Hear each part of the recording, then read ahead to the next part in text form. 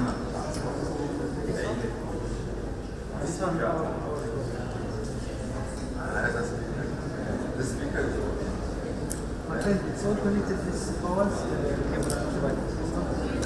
Need only the receiver.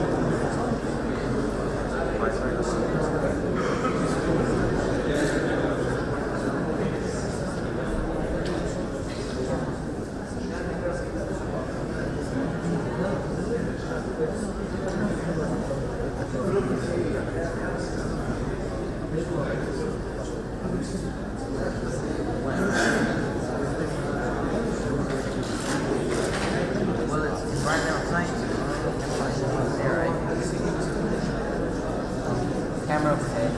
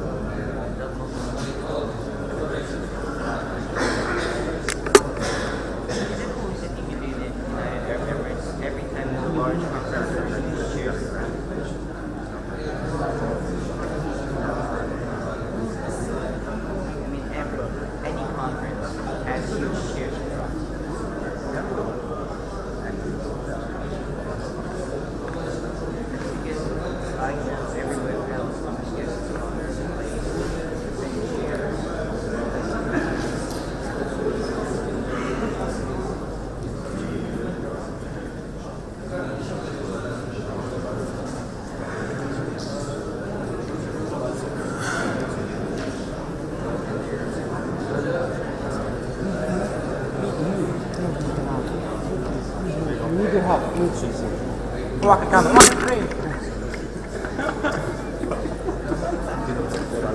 والله ما بعرف انا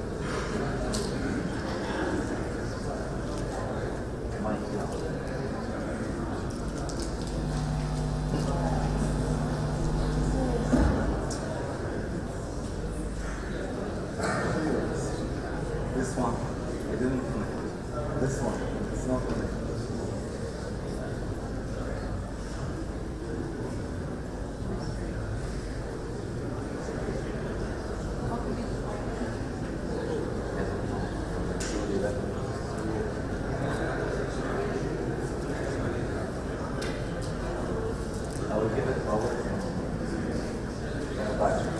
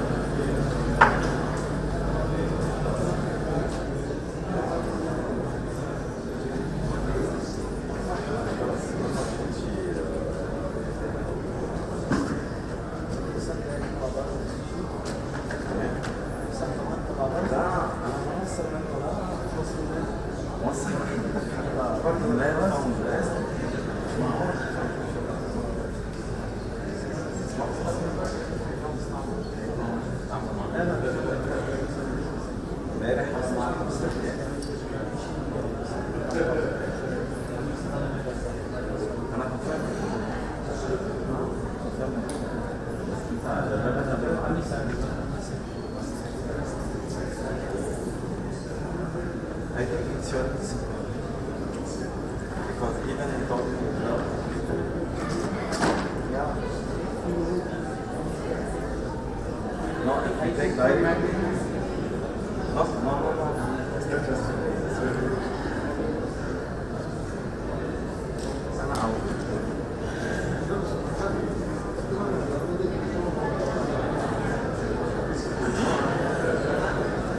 That is like possible. The camera, audio on the camera is clear.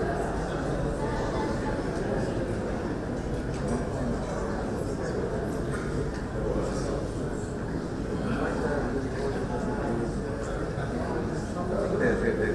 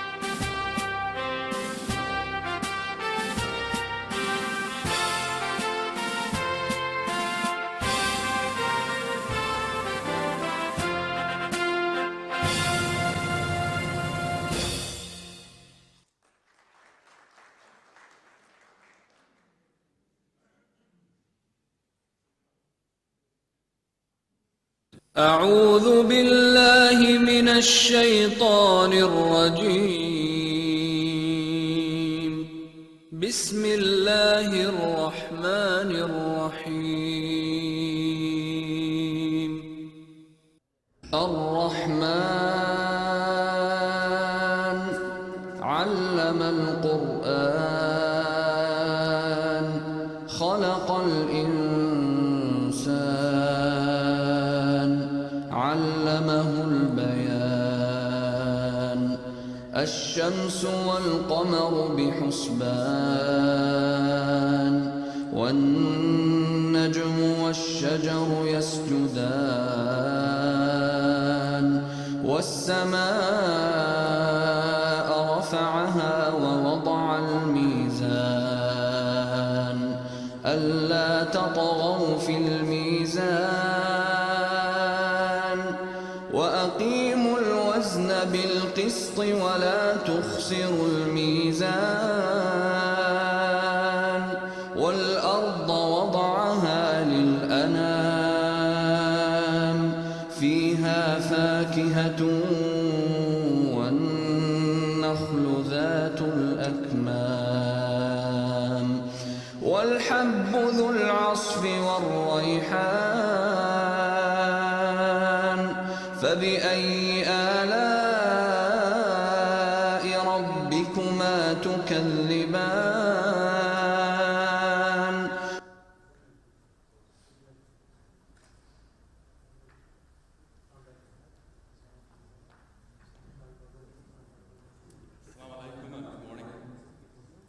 gentlemen, on behalf of the American University of Ras Al Khaimah, it is my pleasure to welcome you all to the International Conference on Energy, Water, and Environmental Sciences, organized by the University and the International Association for Sharing Knowledge and Sustainability. If you haven't been here before, welcome to the Emirate of Ras Al Khaimah. My name is Owen Brown, and I'll be the MC for today's opening ceremony. To initiate today's programme, I invite the President of the University, Professor Hassan Hamdan Al-Alkim, to make the opening remarks.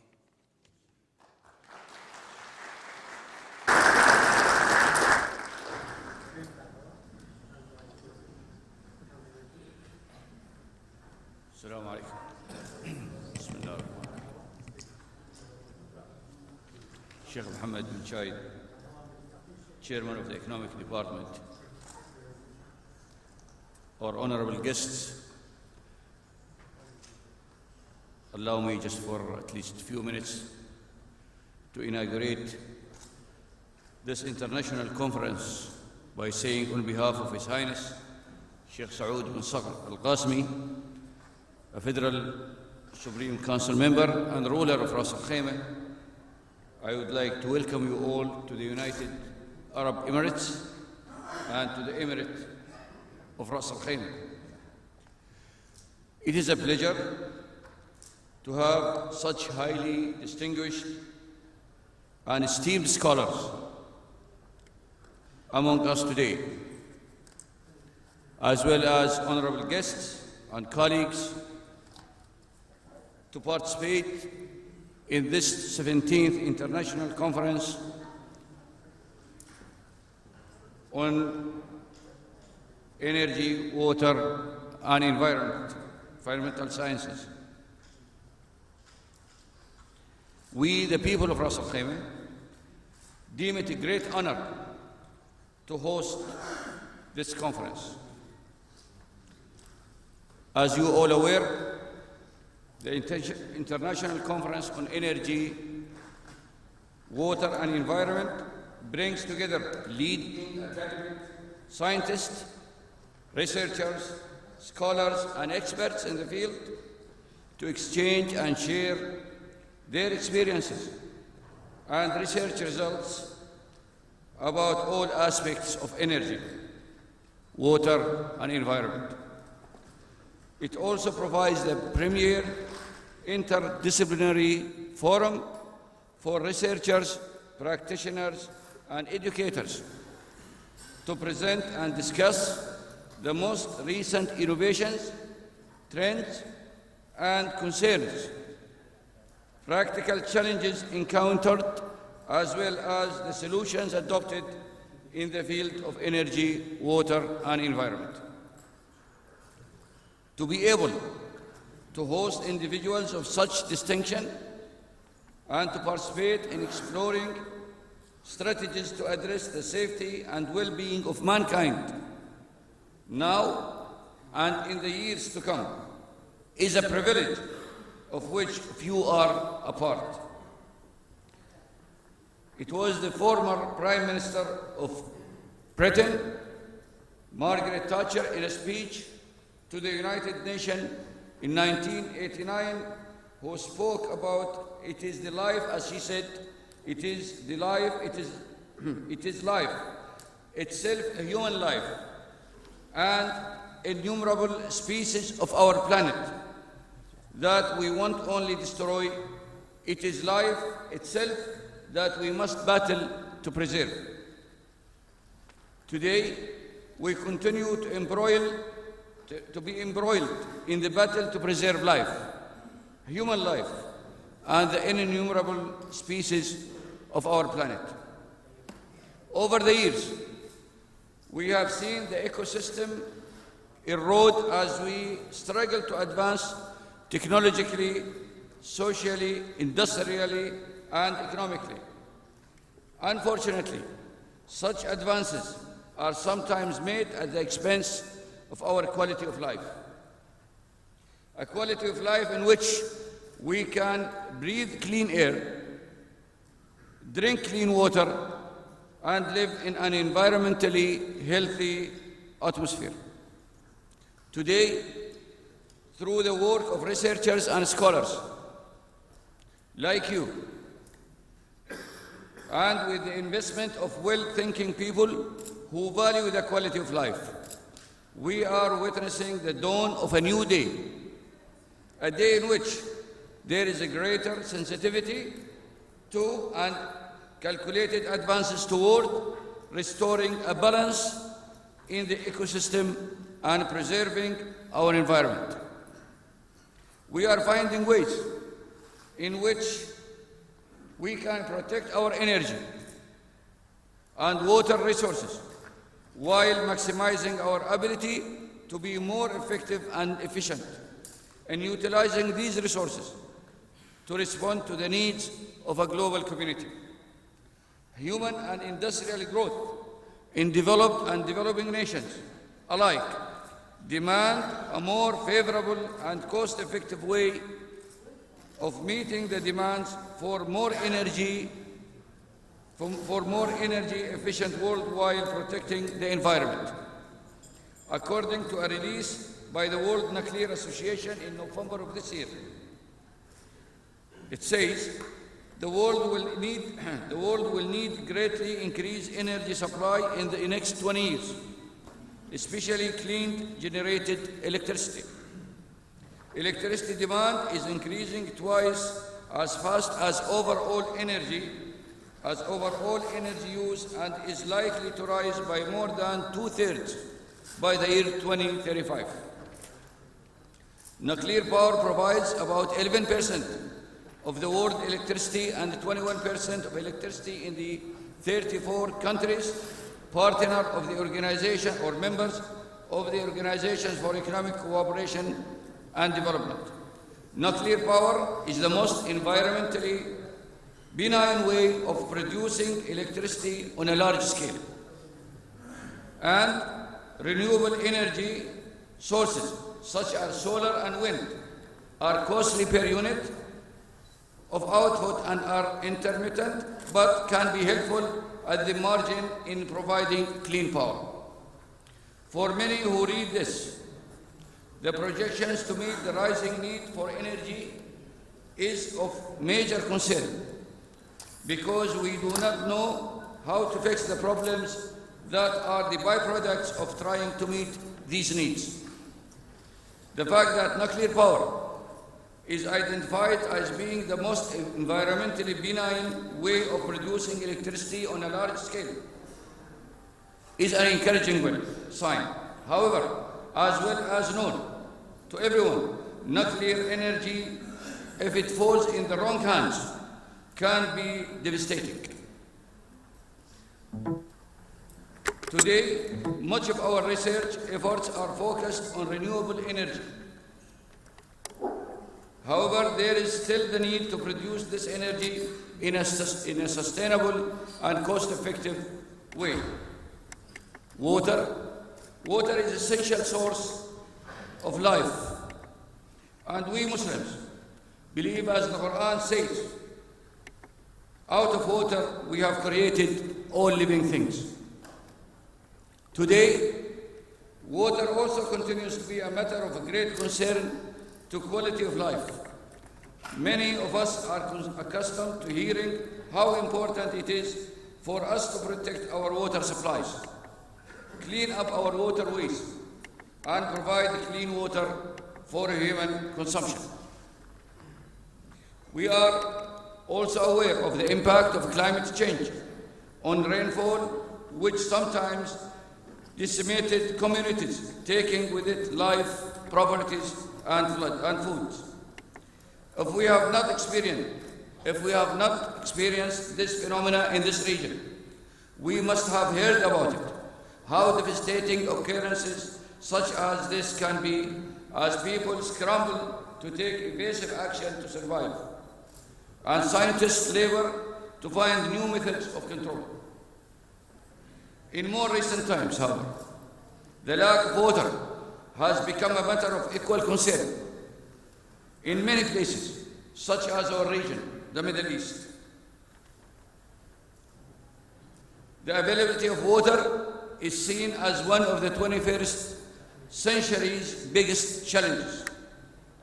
As in the case of floods, life, property, and food for survival are threatened by water scarcity. In a report from the Organization for Economic Cooperation and Development, it says, or it estimates, that currently about 1.5 billion people today live in areas seriously affected by water scarcity. This number is likely to reach 4 million human beings by the year 2050.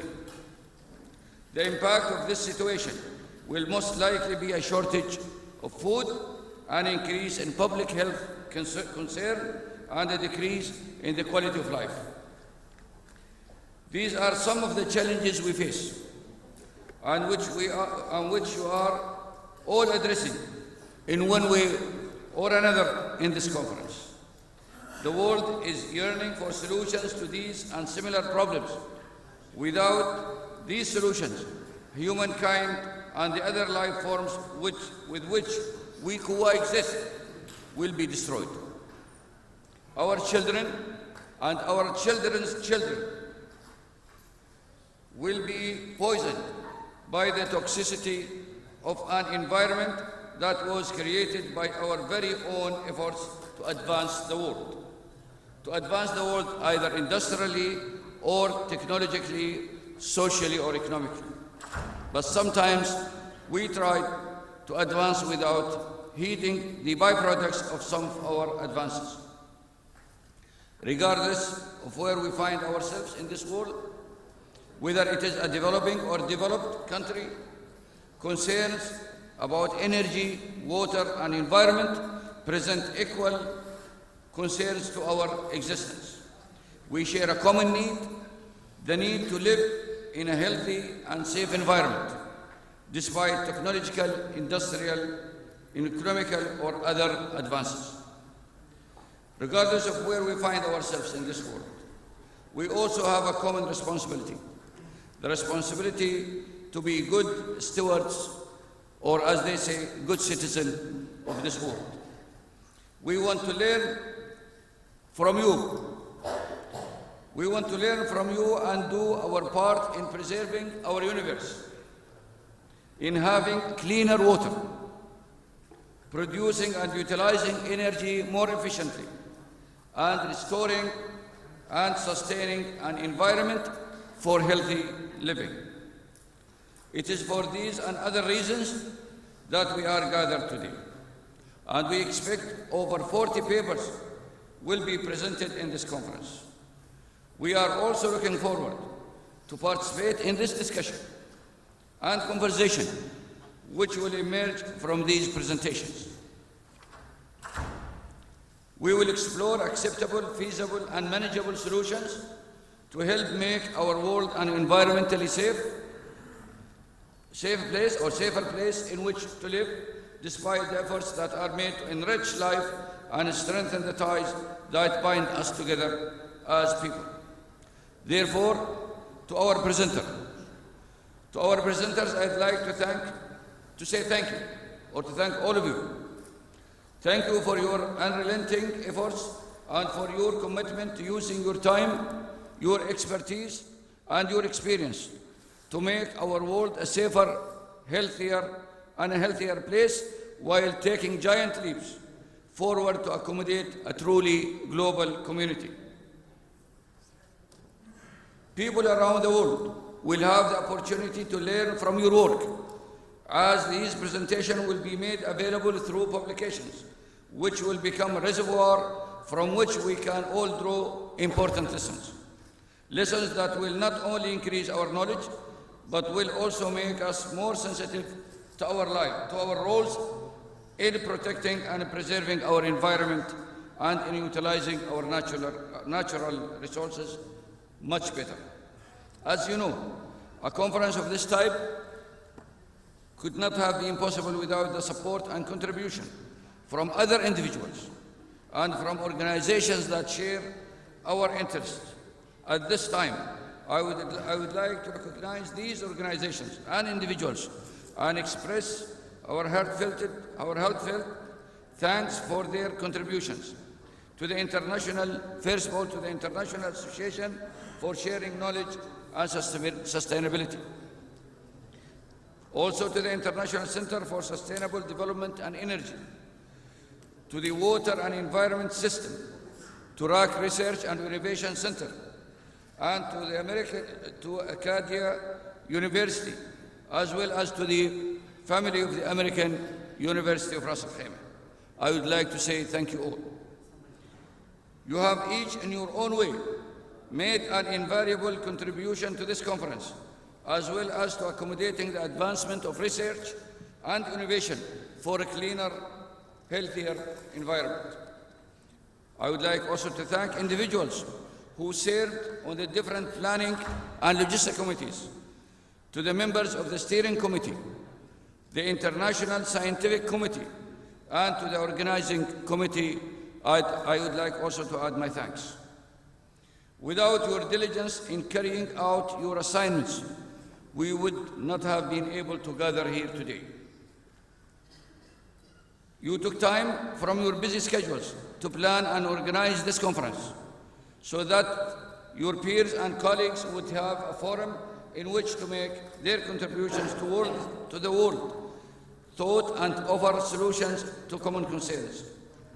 As you know, in the Academy, it is always reassuring to know that we have supporters and friends from the industry who provide opportunities for intellectuals and creative stimulations, friends who provide support for and encouragement scholars and research to explore options to help make our world a better place. Therefore, I would like to thank all the sponsors who helped in financing this conference, starting by Caparol, Gulf Pharmaceutical Industry, Archibaldon, Tower Technology, RAC Precast, RAC Customs Department, Enoch, RAC Chamber of Commerce, Ras Al Khaimah Tourism Development Department, and to the Arabian International Company. I would like also to say thank you for your support. Your support for this conference demonstrates your commitment to finding solutions to real-world problems. We also commend you and your efforts to support scholarships and research in higher education, and to help develop our students to be conscious contributors to addressing environmental issues. Yes, you made a tangible contribution to support this conference. To the individuals who worked tirelessly behind the scene to support the planning and execution of this conference, to our secretaries and other support staff, I say thank you. We recognize the hard work you did in preparing for and executing this conference. And we are grateful for the many other contributions you made to this 17th International Conference on Energy, Water and Environment. Finally, as a son of Ras Al Khaimah, I would be remiss if I did not invite you to find some time to visit the many sites and places of interest in this emirate. Maybe some of you will have new interest sparked or ideas sparked through these visits, and you will see new opportunities to continue your work as scholars and researchers. Regardless of what you choose to do while you are here in Ras Al Khaimah, it would be a loss of a great and enjoyable experience if you do not see some of our unique aspects of Ras Al Khaimah, such as the mountains, the nice beaches, nice and clean beaches that we have, life in the desert for those who are not familiar with that, and our research center, among other sites. Again, last but not least, and finally, I would like to welcome you all to this 17th International Conference on Energy, Water and Environment, and wish for all of you a rewarding and enjoyable experience. Thank you very much.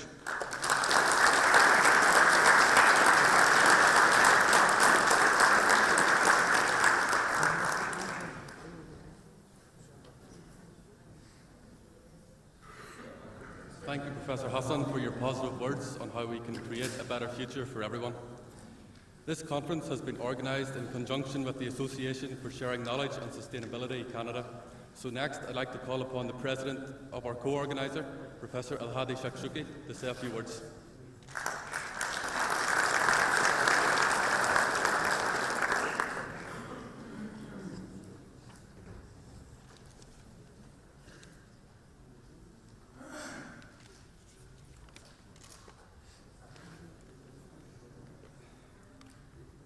Assalamu alaikum wa rahmatullah. Good morning, everyone. On behalf of all members of IASCS, it's my great pleasure and honor to welcome you all to American University in Ras Al Khaimah. In my capacity as the President of IASCS Association, I would like to thank you all for your contribution and participation in this event. I would like to take this opportunity to thank the President of American University Ras Al Khaimah, Professor Hassan Hamdan Al-Hakim, for his support and hosting the 4th edition of the International Conference on Energy, Water, and Environmental Systems, the Icewes 2015. And more importantly, he is being with us today. A special thanks goes to my colleagues and friends who helped ensure this event be a success. Professor Bilal Lakash and Professor Musa Mohsen, who are responsible for most of the organization. Now, I would like to take a moment to give a background about IASCS and its activities. The International Association for Sharing Knowledge and Sustainability was established in the year of 2010. The main aim of IASCS is to bring together expertise, experience, and the views from partners and colleagues like you with the field of sustainable development. IASCS provides a forum like today's event to discuss delicate issues of international sustainable development. This involves strengthening the communication between experts and researchers from developed and developing countries alike. This offers varying perspectives and expertise on addressing sustainable development.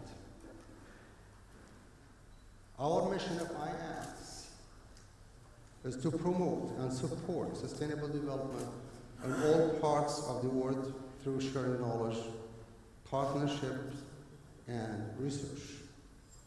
We strive to create an association between all countries at various stages of development by increasing dialogue and encouraging strong communication in an effort to address and support sustainable development. Our vision is to be recognized and respected as one of the premier associations achieving the best decision by individuals and organizations worldwide in issues of science and technology, thus offering the highest integration possible of scientific knowledge and technological innovations into policies, programs, and projects aimed to achieve sustainable development at all levels of society.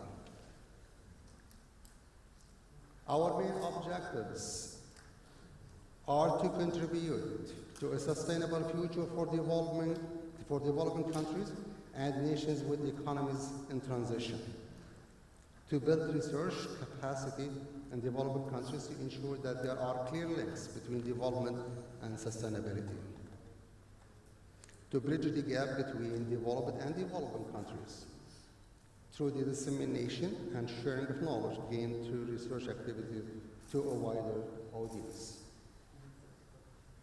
to enable IASCS members for adoption of knowledge gained from various projects and share it with their national governments and local stakeholders,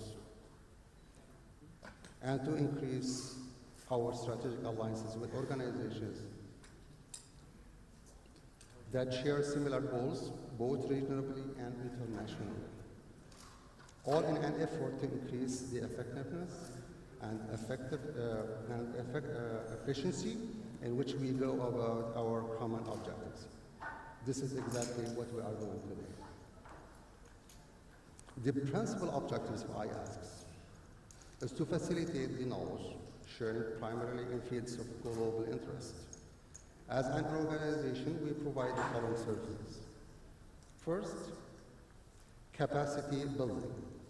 We provide services and programs to enhance the abilities of governments, organizations, and general public to acquire, retain, develop, and sustain know-how through human resource development, education, and training.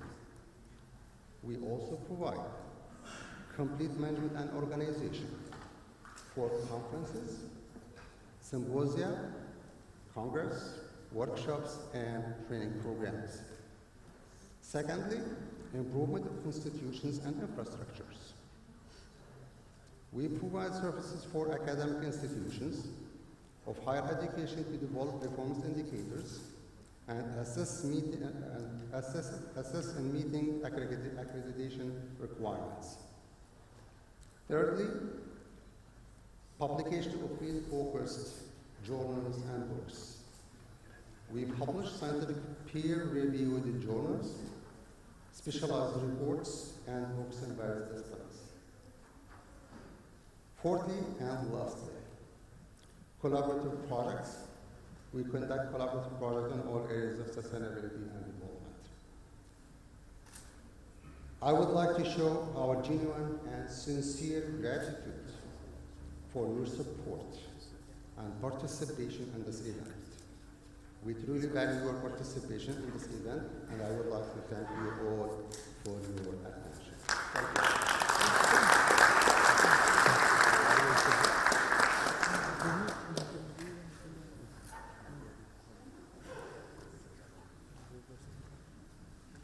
Thank you, Professor Hari, for your words and for your assistance in organising this conference. Over the next couple of days, there are several workshops and seminars taking place discussing a wide range of issues. Professor Bilal Akash, Scientific Committee Chair, will now give an overview of the 2015 Icewes Conference.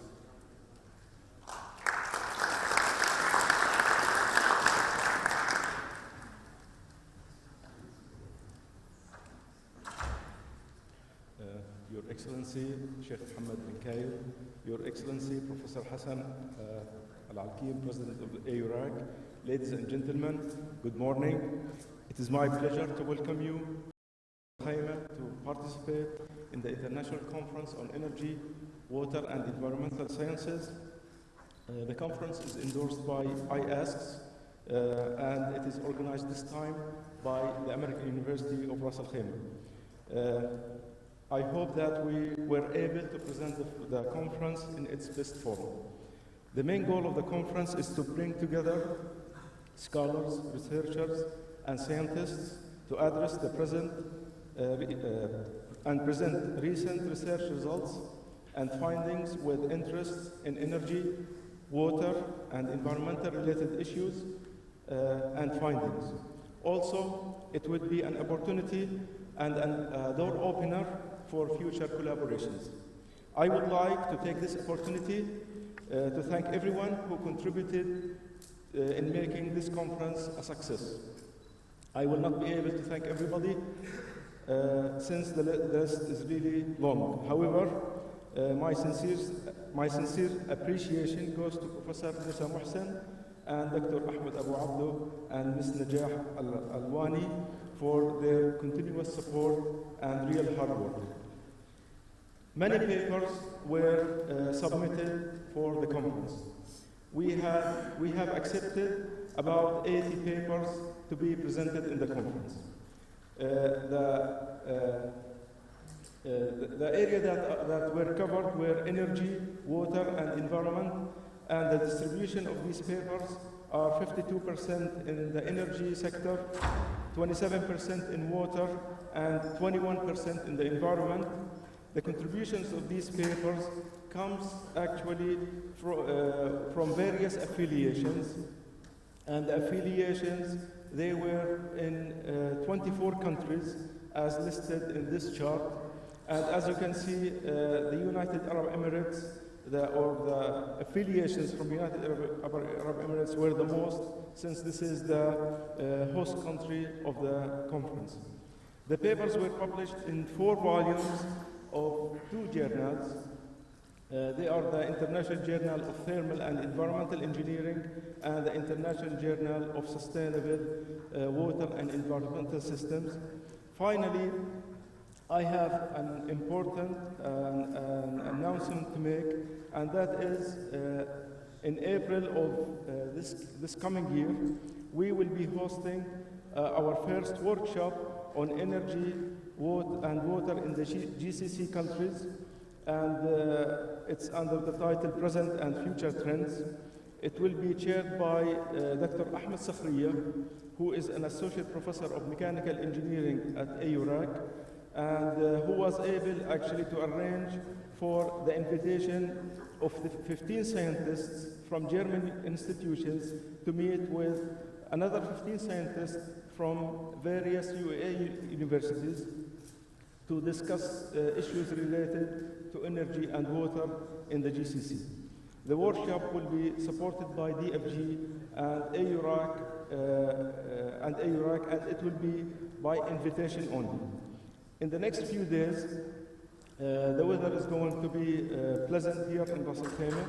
I hope you enjoy your stay in Ras Al Khaimah, and we hope to see you in future events. I thank you once again for making this event a successful. Thank you.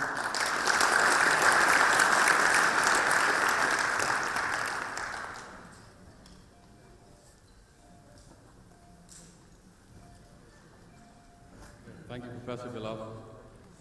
In a slight change to our original programme, we will now have the keynote speaker session. The session will be chaired by the Department Chair of Civil Engineering at the American University of Ras Al Khaimah, Dr. Hamid Asaf.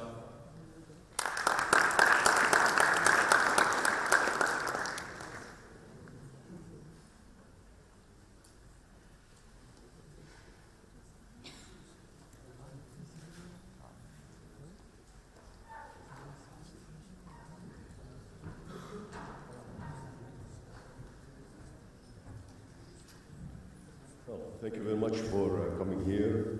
And what we're going to do here, we're going to have 3 distinguished speakers. And we're going to have about maybe an hour and a half to go over this. The way we're going to arrange this session is that every person is going to probably get about 25 minutes, 5 minutes for questions, which we're going to leave to the end, actually. So what I'm going to start is actually, I got just now some So I'm going to go over the biography and ask the distinguished speakers to actually come to the podium here, please.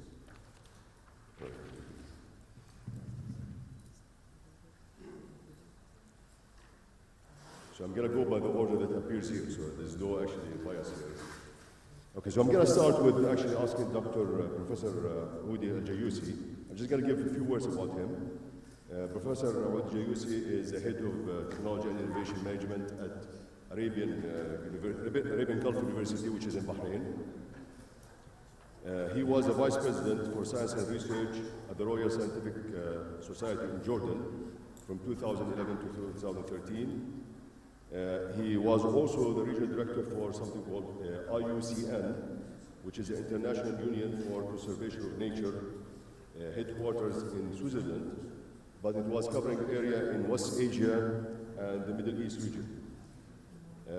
Prior to this, Professor Oudi was a university professor in water resources and environment from 1994 to 2004. He was an academic director for the master program in the United Kingdom. His research interests actually quite variable, and including technology for sustainable development, appropriate technologies, science policy, innovation policy.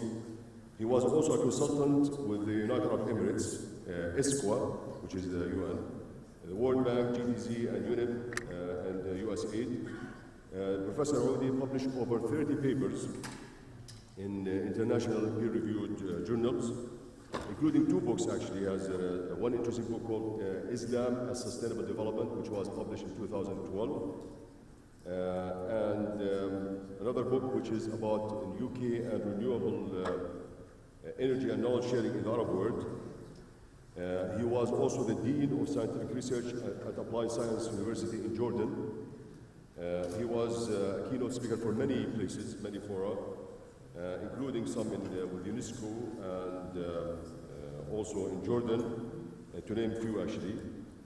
Professor Audi is a member of the advisory board for the master program in integrated water resource management between Cologne and Jordan University. He's a board member of several think tanks, WANA Forum, and Social Forum, and Economic Forum. So Dr. Audi has been involved in many, so Dr. Audi is over there, I know it's looking for you. Was involved in many scientific and policy forums. So I actually asked Professor Audi to come over here for his keynote speaker.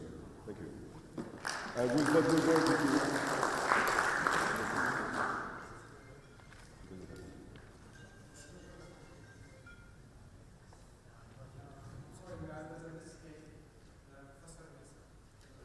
Oh, yeah, okay.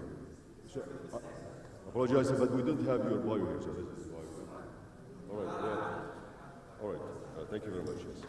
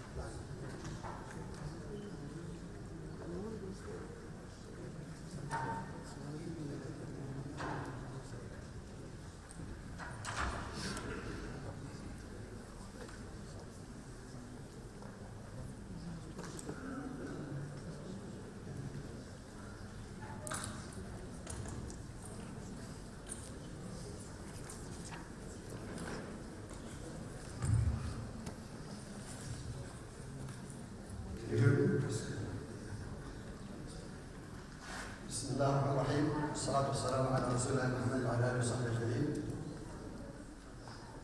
Excellency, Chief Major, Excellency Professor Sanchin, distinguished guests, ladies and gentlemen, good morning.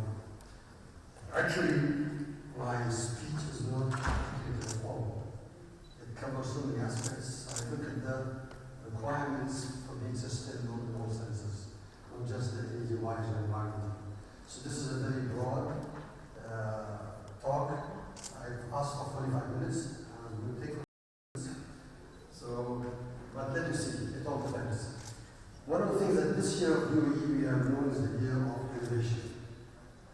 And national innovation strategy actually focuses on 7 sectors. And 2 of them are really in that thing, it's energy and water. So it actually, renewable energy is the first one, transportation, water, education, health, technology, and space.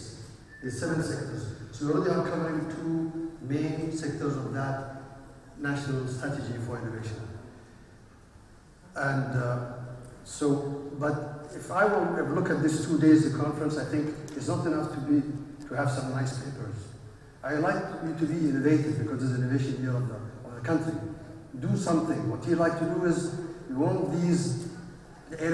want friendly environmentally friendly ways of dealing with the technology and other senses. We make sure that also commercially viable. If you look at that, it's for the humanity at the end, the betterment of humanity. Then we are doing the research correctly. just to be all together. So, let's go. I'll bore you with some slides at the beginning, and then I'll do the tap dancing. The human capital. I'll be the software, by the way. That's the reason I put this in here. Human capital is very important. Allah Sheikh Zayed Mustafa he said that this is what has convinced us to direct all our resources to building the individual. So whatever we do is human capital.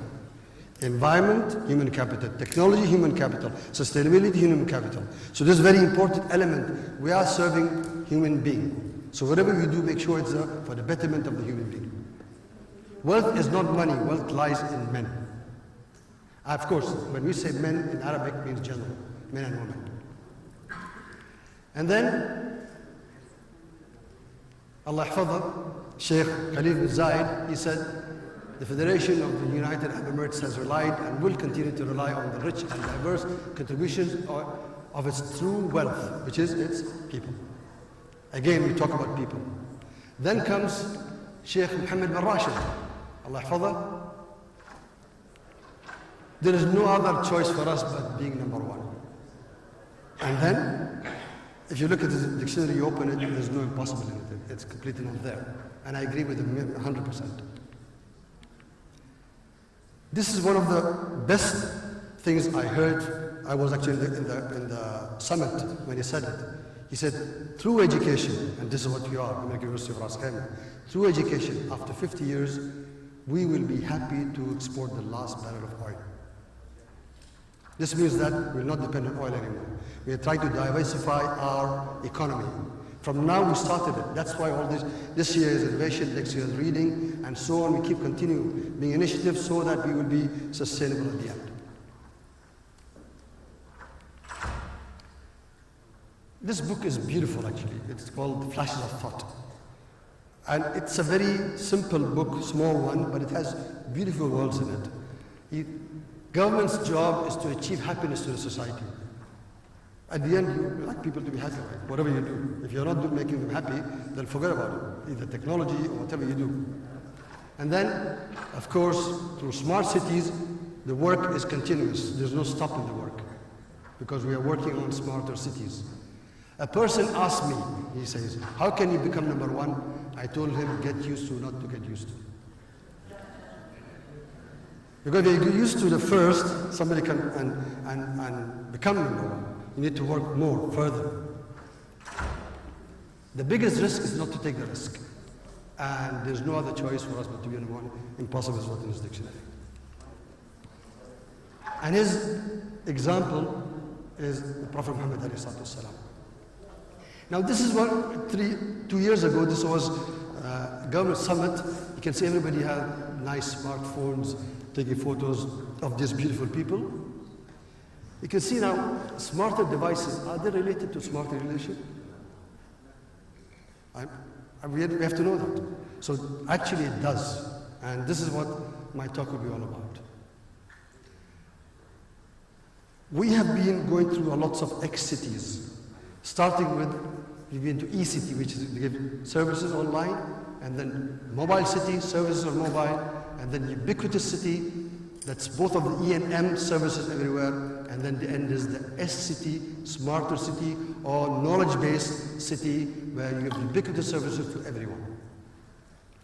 And when you look at all these, when it comes to the new technologies, so many things are in it, like you will have big data, you have cloud computing, you have security, Internet of Things, all these are part of that smarter cities. And if you look at it, we are going to have smarter classrooms, smarter health, smarter tourism, smarter buildings, transport, it can go on, and the S list could go on. These are all knowledge-based society. To become a knowledge-based society, these are things that are going to happen. So, smarter cities define cities that deliver digital, ubiquitous services to anyone, anywhere, at any time, efficiently using a robust, super speed, reliable, and secure ICT infrastructure. This is the only way to become a smarter city. I told Al Bori at the beginning, so just bear with me. Now, I read it in a newspaper of Gulf News, in the View. A famous professor wrote this one: UAE and the region, a tale of the best and worst. If you look at it, we are actually, the whole region is, I mean, lots of atrocities are in the region, but in UAE, there is a lot of prosperity. Maybe we need to take our experiences to the other Arab world. This was said by Professor Abdul Khaliq Abdullah, of course you know him well. He's a professor in politics. Now, this is my speech, okay? It was an introduction. I've been looking, I want to tell you what are the requirements to be a sustainable city in general, not sustainable city, but sustainable, knowledge-based, smarter city. What are the requirements?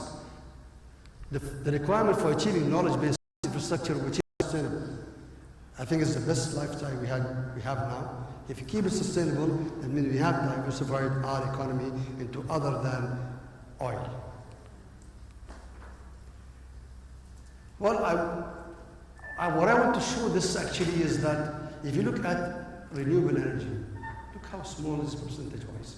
It's very small. In 2011, it was only 2.1%.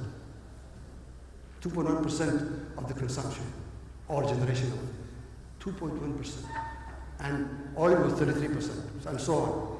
We need to increase that. Till now, I think now it's gone to 4% or 4.5%. Still very low. And you go into regional-wise also, you can see that this is the renewable energy. In Europe and North America, look how the percentage is high. But the average in the world is very low. You can see these very small ones. This is what you talk about the renewable energy. Now here, in 2012, the study was done in 2014, oil was 40%, coal and all these 10.1%, natural gas, biofuels, electricity, others were 3.5%. That's renewable energy. But in 2011, it was only 2.1%, and solar energy is only 0.7% only. It's less than 1%. Still, we are in a very bad shape in terms of renewable energy. Oil prices are coming down. It's not helping. The higher it goes, it will help. So it's not helping at all. Reducing carbon footprint through ICT. Internet of Things challenges is that we new and more efficient and compact energy storage, energy generation devices, low power, what we design chips, the electronic chips we design, power management, power management in terms of making the power consumption less. This is a very important area in electronics actually. And then energy efficient communications, power consumption management, this is what I'm talking about. By the way, smarter technology use could reduce global emissions by 15% until 2020. You could save $800 billion until 2020. So ICT is something important to look at. It reduces the carbon footprint. Now, elements of knowledge-based societies, number one is leadership. Leadership for innovation. I want you, young leaders, to be lions and to lead lions, not to lead sheep. Okay? Who said that? Sheikh Mohammed bin Rashid. And of course, we initiate, suggest, debate, and achieve. So, the only time the leader is strong if the subordinates are strong. Leadership for innovation. Thinking is progress, non-thinking is stagnation of the individual, organization, and the country. Of course, thinking leads to action. Knowledge without action is useless and irrelevant. However, knowledge with action converts adversity into prosperity. And this was the previous president of India, Dr. Abdul Kalam. We choose to go to the moon in this decade and do other things, not because they are easy, but because they are hard. It's a simple word, but the word hard is very important. We can never achieve if we think that things are easy. This was said in 1962 by President Kennedy. A very famous speech. I just took part of that speech. Leadership for innovation. The day soldiers stop bringing you their problems, the day you have stopped leading them. They have either lost confidence or they concluded that you do not care. Who said that? Somebody in the military. Leaders who whine and blame engender those Same behaviors among their colleagues. So don't whine because the others will whine also like you. And this is by Colin Powell. Leadership is a function of knowing yourself, having a vision that is well communicated, building trust among colleagues, and taking effective action to realize your own leadership potential. This is the famous one in leadership, is by Warren Bennis. He passed away last year, I think. The other things, leadership is the capacity to translate vision into reality. Peter Drucker is one of them. He passed away 6 years ago. The two nice books they have, you need to read them. Even the senator said that the job of leader today is not to create followers, it is to create more leaders. You follow, but you lead at the same time. You just follow without leading, you will not be happy. Leadership characteristics should have a vision and a clear vision. A leader should know how to plan to reach that vision. A leader should be ambitious and innovative. A leader should lead by example. And this is all elements that are in our leadership in the country. A leader should empower. Sometimes empower is not enough. You also need to give them tools. You should enable. A leader should enable, provide necessary tools with the empowering. And then a leader should produce leaders, and of course, they should be bold to decide things. And the risk is not to take the risk. And then, of course, think out of the box. I'll just go through it quickly. Sometimes indicators are very important. We just had last week, or this week, indicator for knowledge-based economy in the country, for the Arab world. Why do we need knowledge indicators? Because sometimes they help the decision makers to decide correctly. I'll give you two indicators. One of them is bad, one of them is good. Bad, not in a bad sense, like knowledge economic index. If you look at UAE in 2012 was like 694 out of 10, that is nearly 70%. We were number one in the Arab world. But what were the criteria? Economic incentive, institutional regime, stability, we have that in the country. Education, we have now a very excellent education now in terms of quality.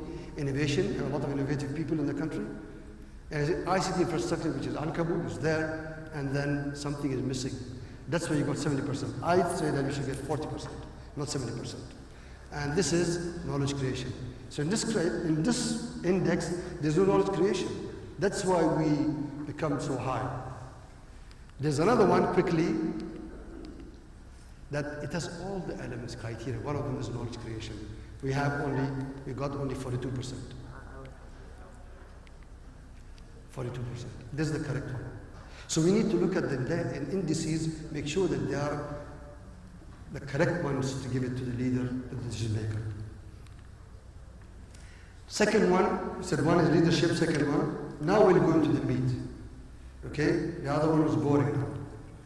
So knowledge society ecosystem, education is number one, and it's QAOQ. I think now you know it, right? We'll use it.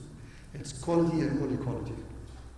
And then R&BD, commercial products which leads to sustainability, incubation and entrepreneurship against sustainability, and ICT infrastructure, which is the uncoupled.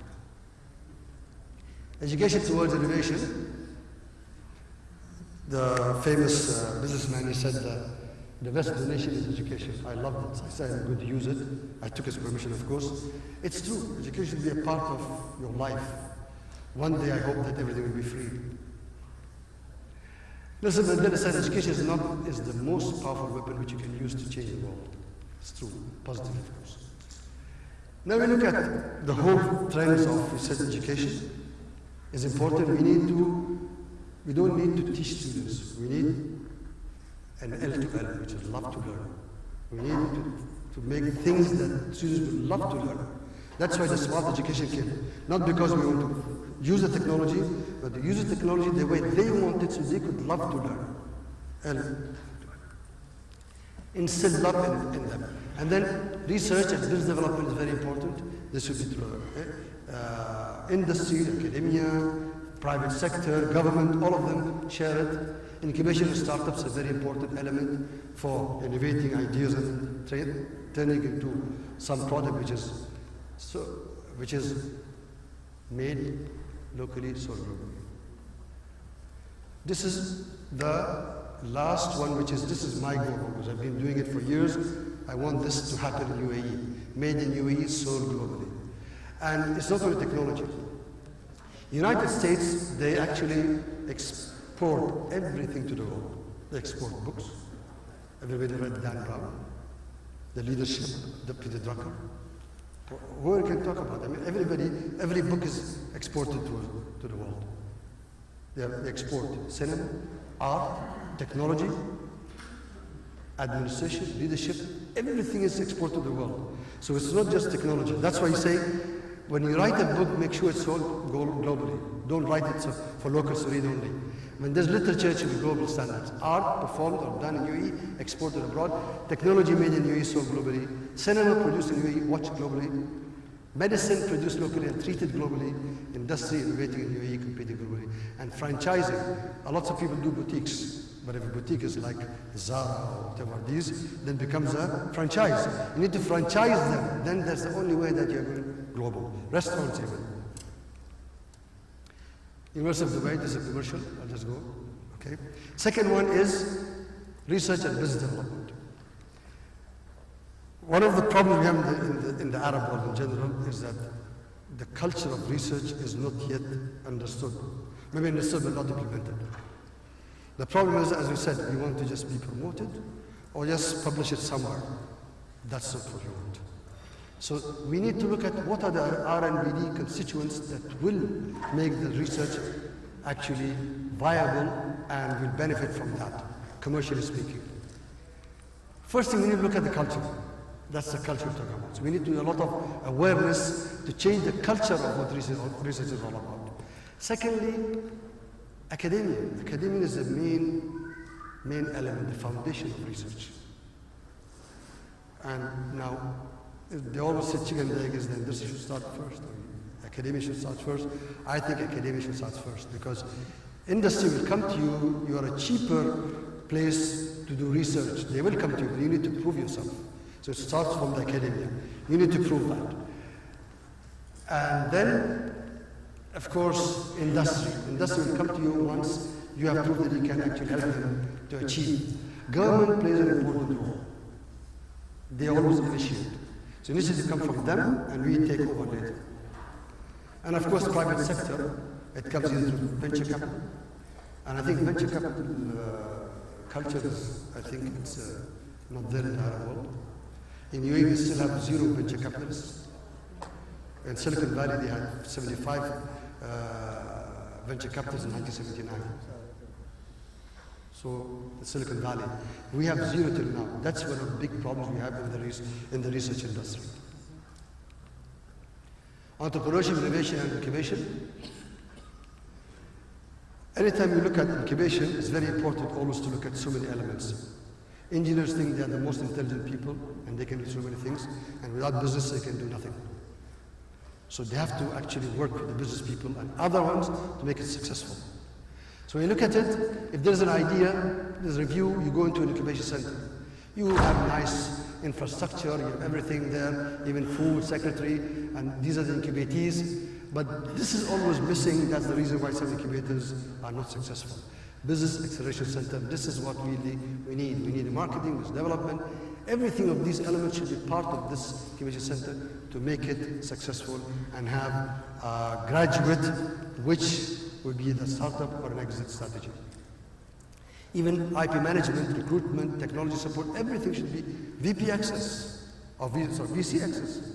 We need to do it, even if we don't have it here. Let's go to Silicon Valley. They will. So, in terms of innovation, never underestimate the value of an idea. Every positive idea has within it potential for success if it's managed properly. If you manage properly, you will succeed. Sheikh Mohammed said the biggest risk is not to take the risk. I say you miss 100% of shots you didn't take. Now, this is the greatest danger, what Kennedy said. For most of us, it's not that our aim is too high, but it's too low and we can reach it. We don't want that. We want to make sure it's hard, and we have to work hard on it. Try not to become, Einstein said, a man of success, but rather to become a man of value. I think it has both. Anything you do, you have to add value to humanity. If you don't add value, it's not necessary to work on it. Anything that doesn't add value to humanity shouldn't be even, we shouldn't start working on it. But of course, this is good, it's correct, but also Thomas Edison is also correct. Anything that won't sell, I don't want to invent. So you have to look at both. Add value to humanity, plus it has to be commercially viable. The new economy, Clinton said, information, education, and motivation are everything. And motivation comes actually from, it comes into innovation. I'll not go through this, but this is a very success story of Silicon Valley. Why is it successful? I'm going very quickly, so I have to just, I'm just saying that they had universities when they started, Berkeley and this, skilled work, already graduates, early adopters, the government, and all these elements were there.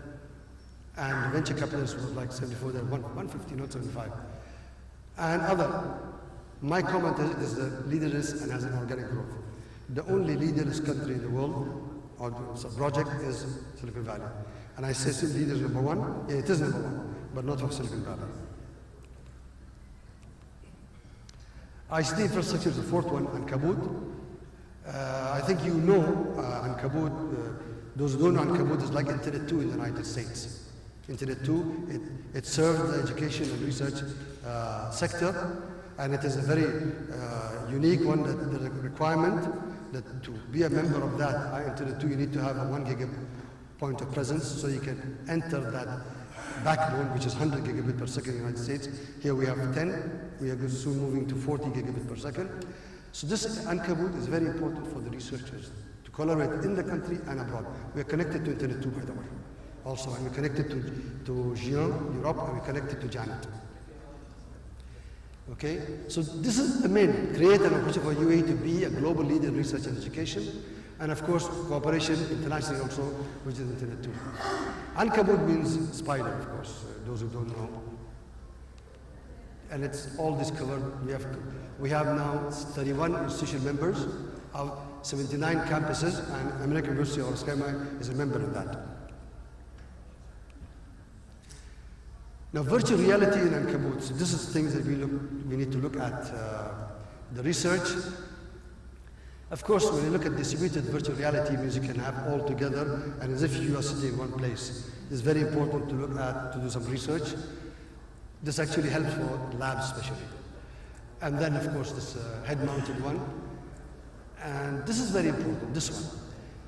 Cave automatic virtual environment is called Cave. This is what is good for labs and for libraries. It means you can do remote experiment yourself without telling anybody else, because you have an Ankabut. Ankabut is, there's no hiccups in Ankabut, there's no delay in Ankabut. It's real time because the speed is high, so you don't have any problem of any speed or any delay and so on. This actually can do even, maybe I could put another one, even operations, surgery. It's not telemedicine. And these are things you use in, when you do remotely. Well, now the research things in Ankabut, you can do so many things: wireless technology, security and encryption, broadband technology, and energy efficiency and harvesting. Energy harvesting is a new buzzword now they're using a lot. And I think all of you know because you are in this sector. Wireless sensor networks, body area sensor network, this is something that's been done by University of Virginia. And then next generation wireless communication, next generation so on, software. Also e-health applications, areas of vital interest, especially for military. Now in health sector, if you look at it, we have Internet of Medicines, the same as Internet of Things. We have telematics, we have medical records, digital imaging, telemedicine, which is the old one. This is the new one, medical virtual reality through Ankabut.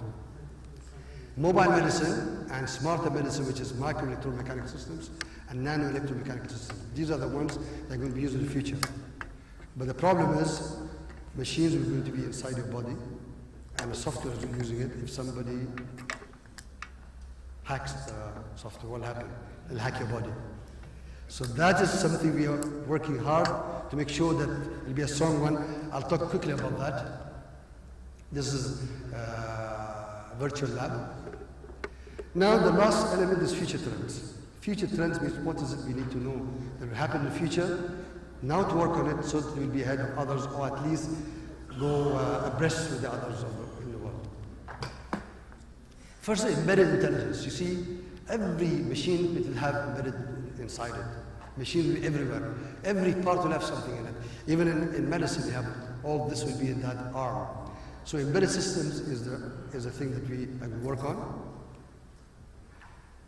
Now the technology that is miniaturizing, converging, integrating, going beyond imaginative boundaries, penetrating the unknowns, and merging to unprecedented scientific innovations. This is what's supposed to be Star Trek. It's happening now. Moore's law was a problem when we said it stopped in 2015, but now it doesn't. We have 3 dimensions of a transistor. That is, again, trying to go with the Moore's law. And quantum computers. Quantum computers, it's in a stage that we may have in, I think, 2020 or 25. We'll have quantum computers, which will be very powerful. I don't want to talk about it, but it'll be more than state 0 and 1. It'll be 8 states, 16 states. These will actually make a small computer as a supercomputer. This is, again, in research stage, but a little bit advanced. Then you have DNA computers. This is just the beginning of thought. It's there everywhere. They are working on it. This could have infinite number of stages. That means a cubic centimeter of a DNA computer could have the computer of the world completely. This is happening in the future. Then 5G is coming. 5G is something that is different. We don't have base stations. Your mobile will be a base station. There's so many things in it. I'm not going to discuss it. But 5G is the future mobile communications. It's different than this. And then we find machine intelligent quotient. So in the future, when you buy a television, you buy it according to IQ. The IQ, the higher intelligent quotient, the more you pay for it. This is something that it thinks humanly, it acts humanly, it thinks rationally, and acts rationally. It's like a human being. That's why it understands you. If you have a television which has IQ high, you're sitting watching a movie, somebody comes and sits with you, your son or your daughter, and it says 13 and above, this guy is younger, it will stop, it will change the channel, it will understand everyone what's doing and learns as it goes on. That's the IQ we're going to talk about. Everything will have IQ in the future. Television, coffee maker, refrigerator, air conditioner, house, car, road navigator, phones, and any other device. Now, this is what I said, I'm afraid of hacking the body. There's a book called The Singularity is Near When Humans Transcend Biology. It's by Ray Kurzweil. It's an interesting book, you have to read it. The thing it says that these 3 technologies will overlap. This genetics, nanotechnology, and robotics and artificial intelligence. When they become together, it'll be like human being. He says that this will lead to a technological singularity in the year 2045. That's the date that machines will be more powerful than human beings. And I don't know if we'll survive or not. But I know we will, because we could have a switch to turn it off, right? And because of this, another book coming soon is coming, which is called Cognitive Early Warning Predictive System Smarter Cities, CEWS, by Rocket Termanini. I know this person well. This is where it looks at human biological immunity and mimic it through digital immunity. So digital immunity will mimic biological immunity. That means it will understand your immunity system and will do whatever hacking is done automatically by mimicking it. And this is where then they'll come in the smart cloud, vaccination as a service will become. You know, we have platform as a service, we have software as a service, we have infrastructure as a service, then we have vaccination as a service. So you don't worry about if you have machines in your body. Improved connectivity is a second element. We're talking about you will be here wherever you're in the world, even if you're in an empty quarter. You will know, everyone will know where you are exactly by centimeter. And then, of course, children will be, tech savvy completely. They are already, but they become more and more. My grandchildren, they use everything better than me, and they're still 2 years, 3 years, 4 years. Communications will go from person to person to machine. So now, when you go to an airport, you have your own body register network. What you do is you go in without any passport, it automatically talks to each other, the machines, and things are done, you just move in. This is machine to machine. And Internet of Things, of course, Internet of Things is something that it needs a lot of work, because at the end you need a self-configuring network whose purpose is to connect all things, and each thing should have an address. The only way you can connect to something is to have an address, right? And then if you're at work, you're going home, you can actually, through Internet of Things, you can say, prepare my coffee when I'm coming home, and everything will be ready, exactly what you want. There's an IQ inside it, and then adjust that to a proper temperature, monitor the room, prepare a healthy diet if there's something in it, remind us of the food in it, and it automatically connects with the other machine and remind us of the schedule. Energy harvesting, this is nearly my last one. Energy harvesting is where now lots of research being done in energy harvesting. That means we are dissipating a lot of energy, losing a lot of energy, and we need to regain it, get it back. And this is what harvesting is all about. So, if like one of them is solar energy is there, the other one is something is moving, a road, whatever, a bridge, it's moving. We need to actually capitalize on it and produce energy. Trains, they're doing already with trains, by the way. It's moving, that moving, you're dissipating energy. You need to bring it back. And lots of energy. So you actually can bring so much energy back, the carbon footprint will really reduce if you look at energy harvesting. Even in heat, whatever, the heat also is going out, you can again use it for energy harvesting. Mobile, the electromagnetic signal, if you combine all together, in this way, every signal of the world is here. Whatever you're getting from your phone, whatever, it's here. And you can actually capitalize on the energy altogether. The result everywhere, wireless. So we don't worry about it, we'll have wireless everywhere.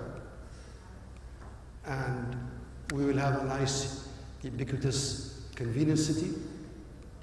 We'll have health city, which is convenient. We'll have safe city, all through this ubiquitous system, which is knowledge-based economy, knowledge-based society, and a pleasant city. So there's no pollution at all, clean environment and so on. Lester Thoreau from MIT has a book called The Fortune Favors the Bold. So he says the future favors the bold. I say the future is what our imagination leads us to. The future is what we create now, and the imagination of the future is limitless. And thank you very much.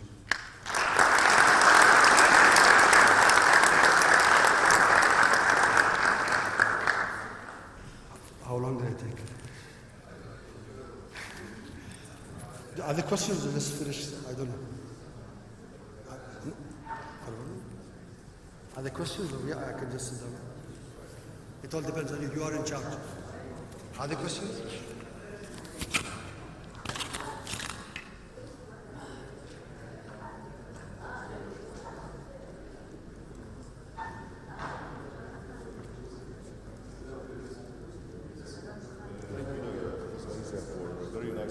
And actually very interesting about innovation, the Icewes, very interesting ideas I didn't know about. So they're very. We can leave the questions to the end after we talk.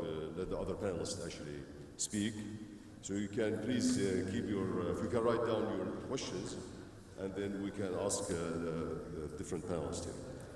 Okay. So I'm going to actually. We're going to introduce Professor Jayusi. So if you, Professor Jayusi, if you want to come to the stage, please.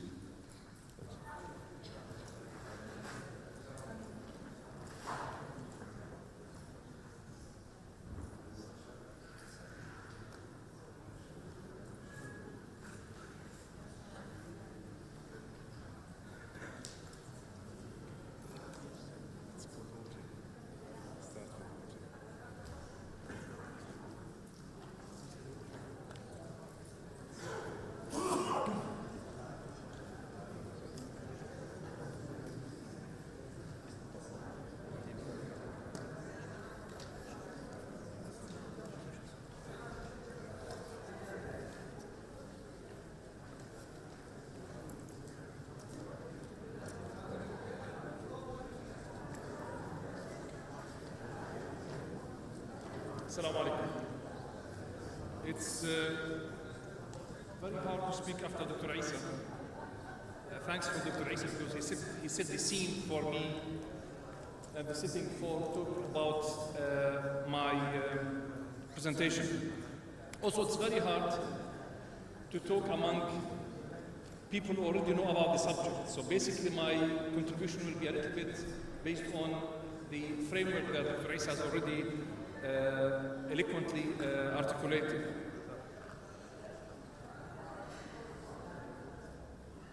When you talk about sustainability, basically people now, in 2006, there was interesting debate about the future of sustainability. Is sustainability still a relevant notion, or can we think of beyond sustainability? Since when we need to define sustainability, we need to define what constitutes a good life, or obviously al-hayat tayyiba. So sustainability is embedded in the social and cultural landscape. So is the American dream a recipe for sustainability? Is the European dream another sustainability? Can we have our own Arab dream that combines economy, culture, and ecology? So it's a hybrid notion of sustainability that includes not only economy, but rather society and ecology.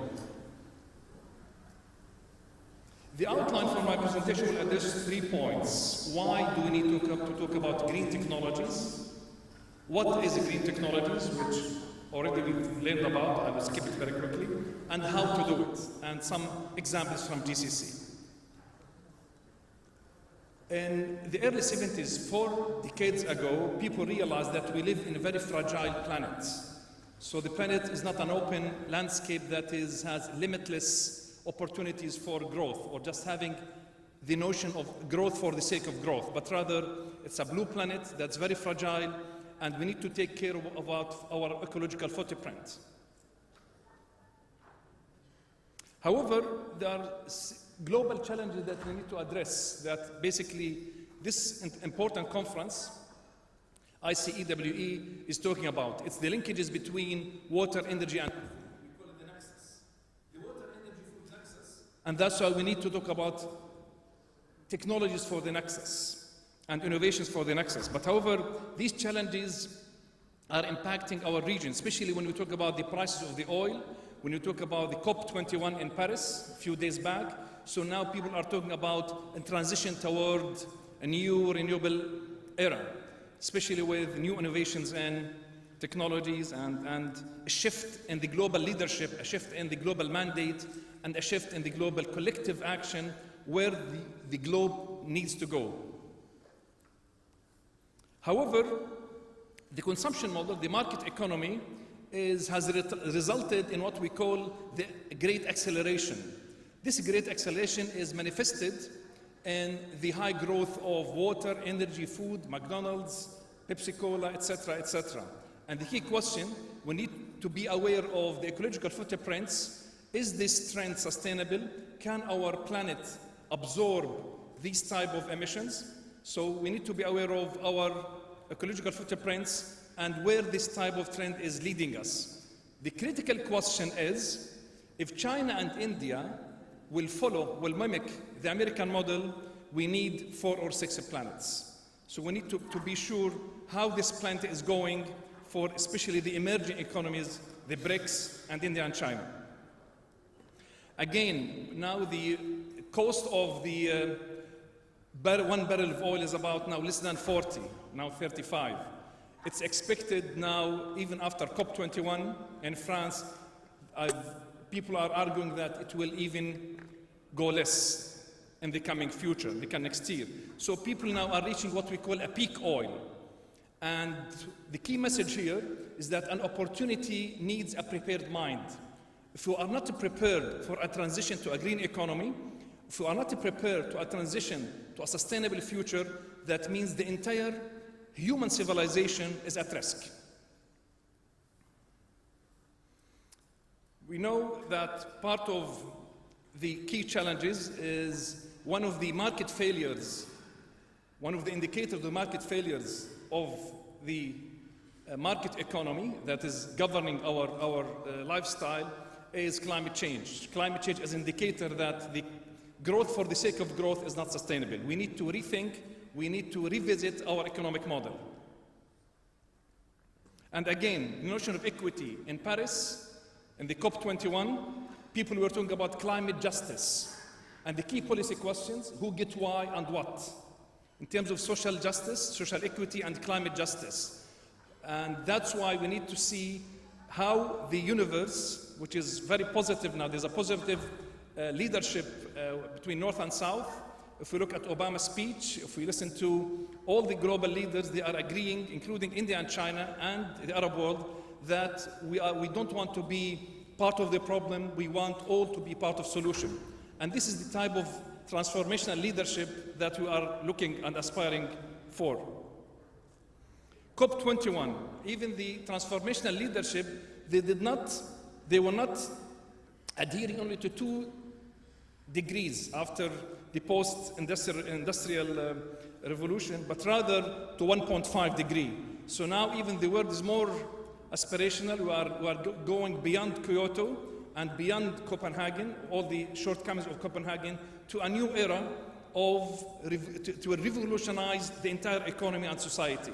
And education, energy, water, food nexus is a key to harness this potential, since we are having $100 billion by 2020. $100 billion will be allocated for green technologies.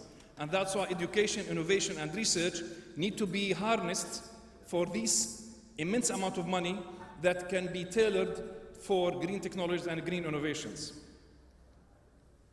But again, if you talk to people in the third world countries, in developing countries in India or Africa, people will say, okay, what's the trade-off?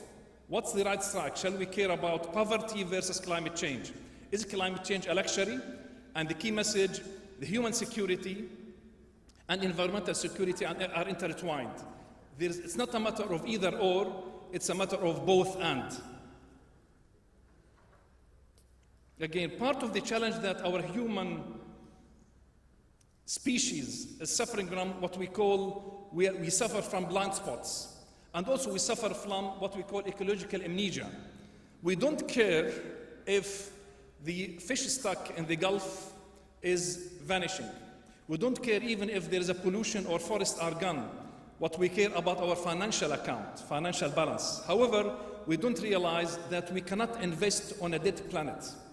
If our ecosystems are degraded, if our natural capital is degraded, that means all our livelihood, our human security will be at risk as well. Again, now the total population of the world is now 7 billion inhabitants.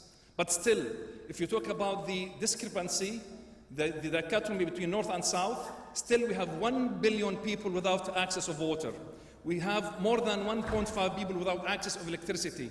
And how can technology and new models of development reconcile poverty and sustainability? Now we need to move from a linear model of economy, which is basically we consume and then we throw our waste. It's a linear model. We need to think of a circular model. Now people talk about circular economy, capitalism 1.1. We need to think of a new model of capitalism that will circular, a model that is not only informed by economics, but rather it's reformed by culture and ecology. We need to learn from biomimicry, from nature. And a tree, when it has, their leaves they wither away, it's a new source of energy. It's a new source that is waiting to be utilized. So there is no waste in nature. This simple lesson we need to learn, that we need to harness, and we need to harness every single outcome of our industries and our factories. Again, we all know that we are addicted to oil, we are addicted to fossil oil. So this idea of transforming the economic model to a green economy, to a renewable energy, is the mandate of scientists, researchers, and policymakers. Again, the key message, again, COP in Paris, the climate summit in Paris, proved that transformational global leadership can agree. The North and the South can agree on a common goal, which is basically we all live on one planet. We don't have another planet to live on. So we need to make sure that our human destiny depends on the sustainability of this planet. So unless we are wise, the entire human civilization will be at risk unless we care about our natural capital. And remember, we cannot invest on a dead planet. My mother, before she passed away, Allah yarhamha, she used to tell me, when you go to Europe, make sure you don't eat birds because there is bird flu. And also don't eat cows because there is cow madness. So what else to eat? And fish maybe have Hg, mercury. So we end up, if we pollute our water, if we pollute our air, we don't have we are putting at risk all our human livelihood, things that we can eat. Remember, the $1 billion per year allocated for the Green Fund need to be harnessed from EURAC, from all research institutions to make a tipping point, to make a critical mass of scientists and to make a leapfrog for the future. A green technology or a green industry, basically, it's about the reduction of waste, reduction of hazard and risk, and reduction of energy and cost. At the end of the day, we are talking about economic imperative, and we're talking about human and social imperative. We want to make sure that this world is sustainable for our future generations, and we want to make sure that basically we are living within the limits, the carrying capacity of this planet. I'll go very quickly on this since my colleague Dr. Isa already talked about this. The key message here is that small is beautiful. You have two models to talk about: think big model or small is beautiful. In order not to have a silent spring, the early book in the early 60s that revolutionized the green movement, the silent spring, we need to talk about to have a real balance between small is a beautiful option, local solutions, small solutions, versus think big, big solutions. This trade-off between small is beautiful and think big is a key message, how we have projects, initiatives that have a real trade-off between what should be done and what can be done.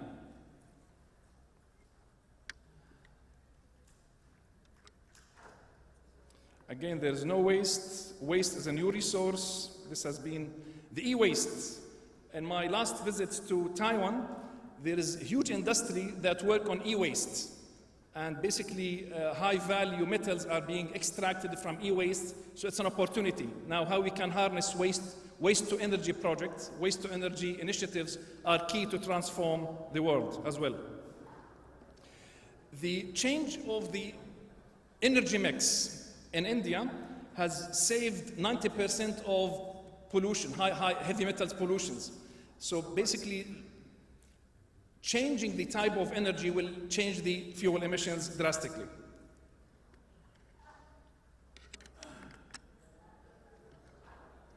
The smart grid, smart cities, I think we heard this morning from Dr. Isa about the Internet of Things. We realize that we are not living in isolation from other entities, other species. There is Internet of Things, and the idea is how to reach a critical mass, a tipping point, how to make sure that these islands of competences in Qasr, in Kaust, in Iraq, and everywhere, in Masdar, how these islands of competences began to have an integrated, connected ecosystem of innovation and entrepreneurship.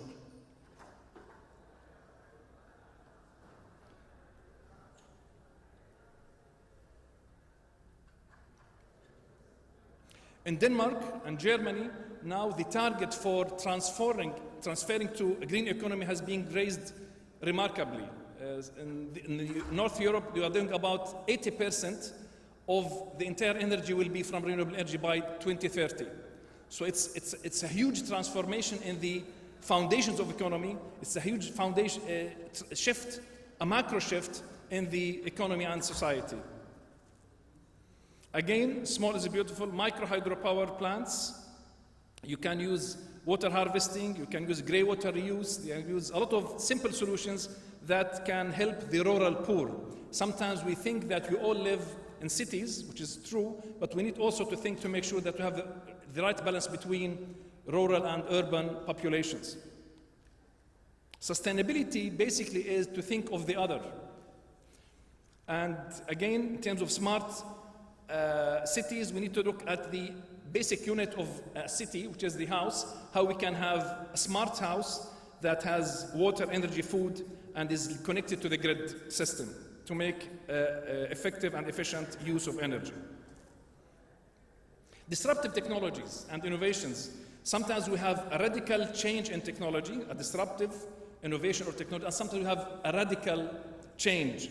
Can we imagine, and we know that the well-known quote, that imagination is more important than knowledge. To what extent can we envision a future in the GCC, like this hotel, that we use green cars run by electricity or solar energy?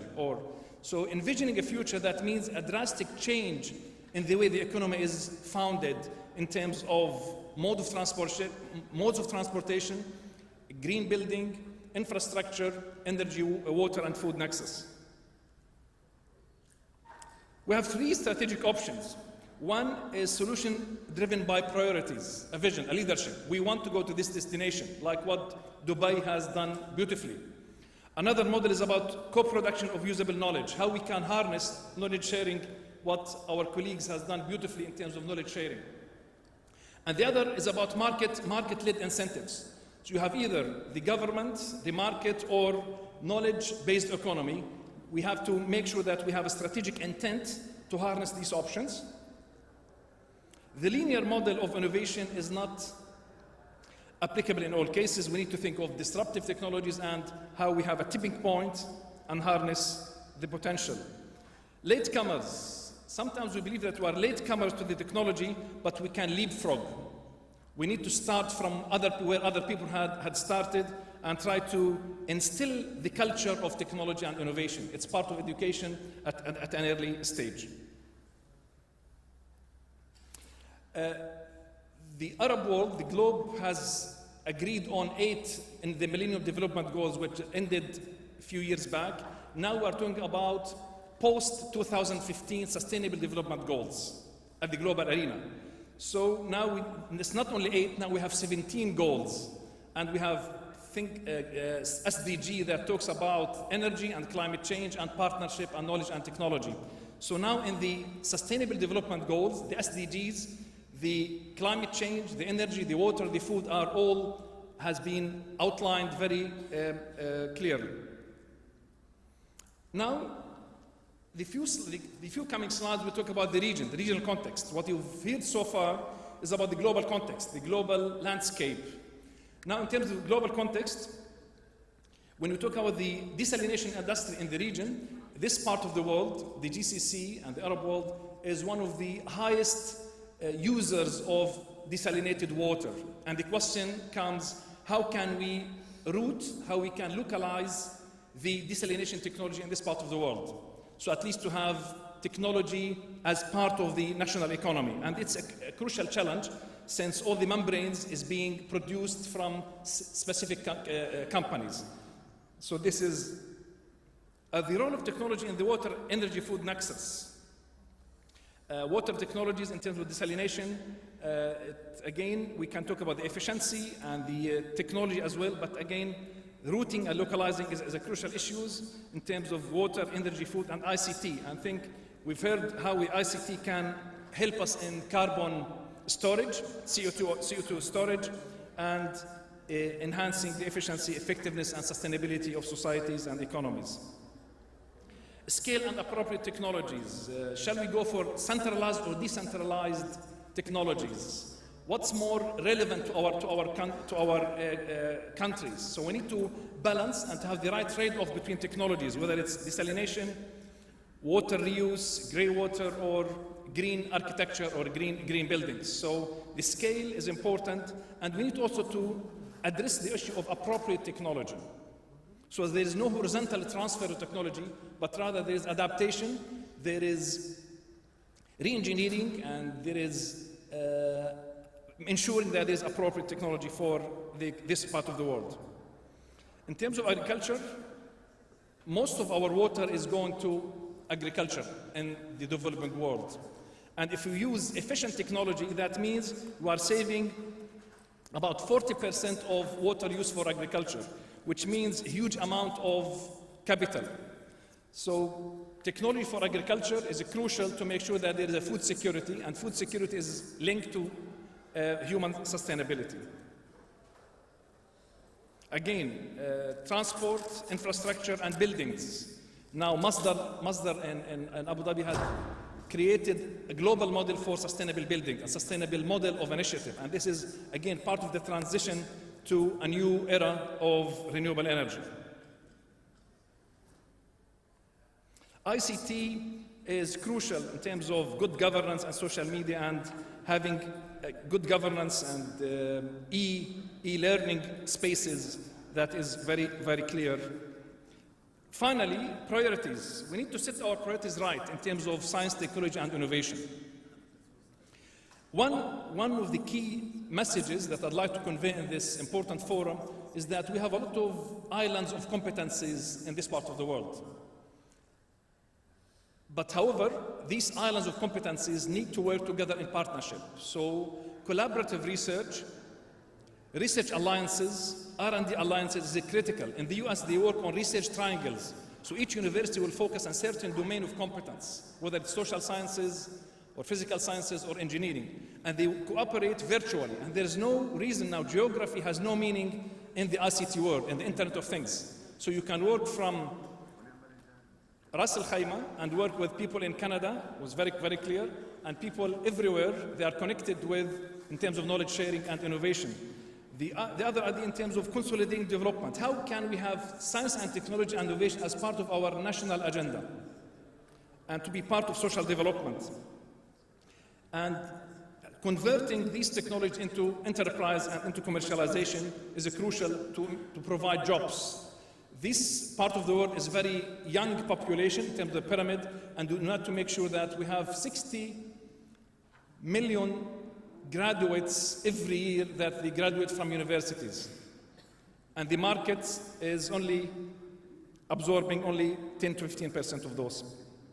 Partnership, we cannot emphasize partnership as the ecosystem of working with private sector, public sector, and the industry is crucial.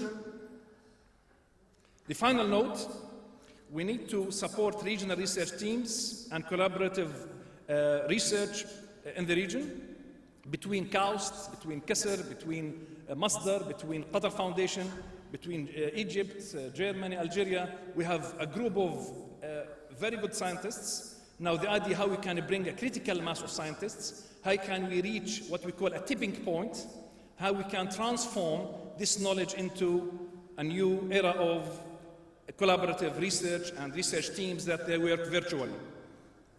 Invest in ICT for green technologies and address the nexus issue for water, energy, and food. Finally, since we are part of Ras Al Khaimah, and Ras Al Khaimah has interesting memories in my heart, when you talk about how we can look at sustainability, that is linked to our culture, what we call Hayat Tayyiba. I refer in my publication to sustainability to try to promote a new terminology. I call sustainability Hayat Tayyiba, which is good life. In order to define sustainability, we need to define what constitutes a good life. Is good life about a fast car, a big house, or a good smartphone? So redefining what constitutes a good life is crucial for our human existence, of our human dignity. So we talk about the notion of wisdom, hikmah. We talk about the notion of ijtihad, innovation, and public interest, maslaha, and the idea of ihsan and justice. And again, we believe that if we all work in this symphony of life, we believe that everything in life is in a state of prayer, tasbih. If every scientist, every researcher, every worker is working in harmony and trying to produce a new knowledge, that means we are celebrating the symphony of life. Again, this construction of earth, Imarat al-Ard, this science, technology, and innovation, the idea is to construct the earth. And we are part of, we are trustees, we are not consumers. We're not only consumers, we are trustees and guardians. So we want to make sure as guardians, we have a role, we want to leave a legacy, we want to add value to life, we want to provide new value creation for future generation based on al-adl, justice, based on inner beauty. The inner beauty is ihsan, and based on arham, our social capital. And now people even look at the progress of societies, not in terms of GNP, gross national product, but rather they look at gross national of happiness. And they measure gross national of happiness in terms of our social capital, how people share knowledge, how people collaborate, how people add value to our existence. The key message, finally, we need to enable communities to discover their own development choices. We cannot have horizontal transfer of technology. Thank you very much.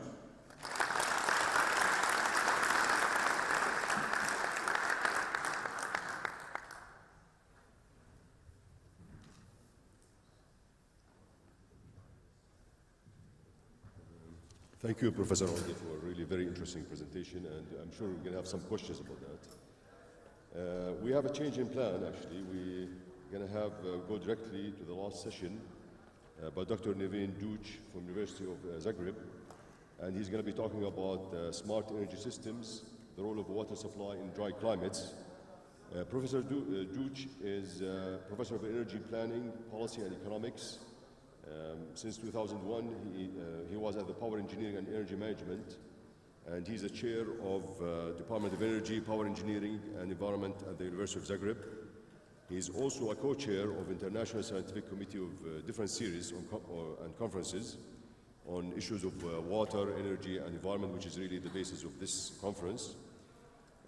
He's also an editor of Energy Conversion and Management, subject editor of Energy, and he's on the editorial board member of Applied Energy and Clean Technologies and Environmental Policy. He's also a member of Regional Editorial Board of Thermal Science Journal and editor-in-chief of the Journal of Sustainable Development of Energy, Water and Environment Systems. His areas of research covers energy planning, energy systems with high penetration of renewables, issues about sustainable communities, energy policy, energy economics, mitigation of climate change, energy efficiency and combustion engineering. So please, Dr. Duc, the floor is yours.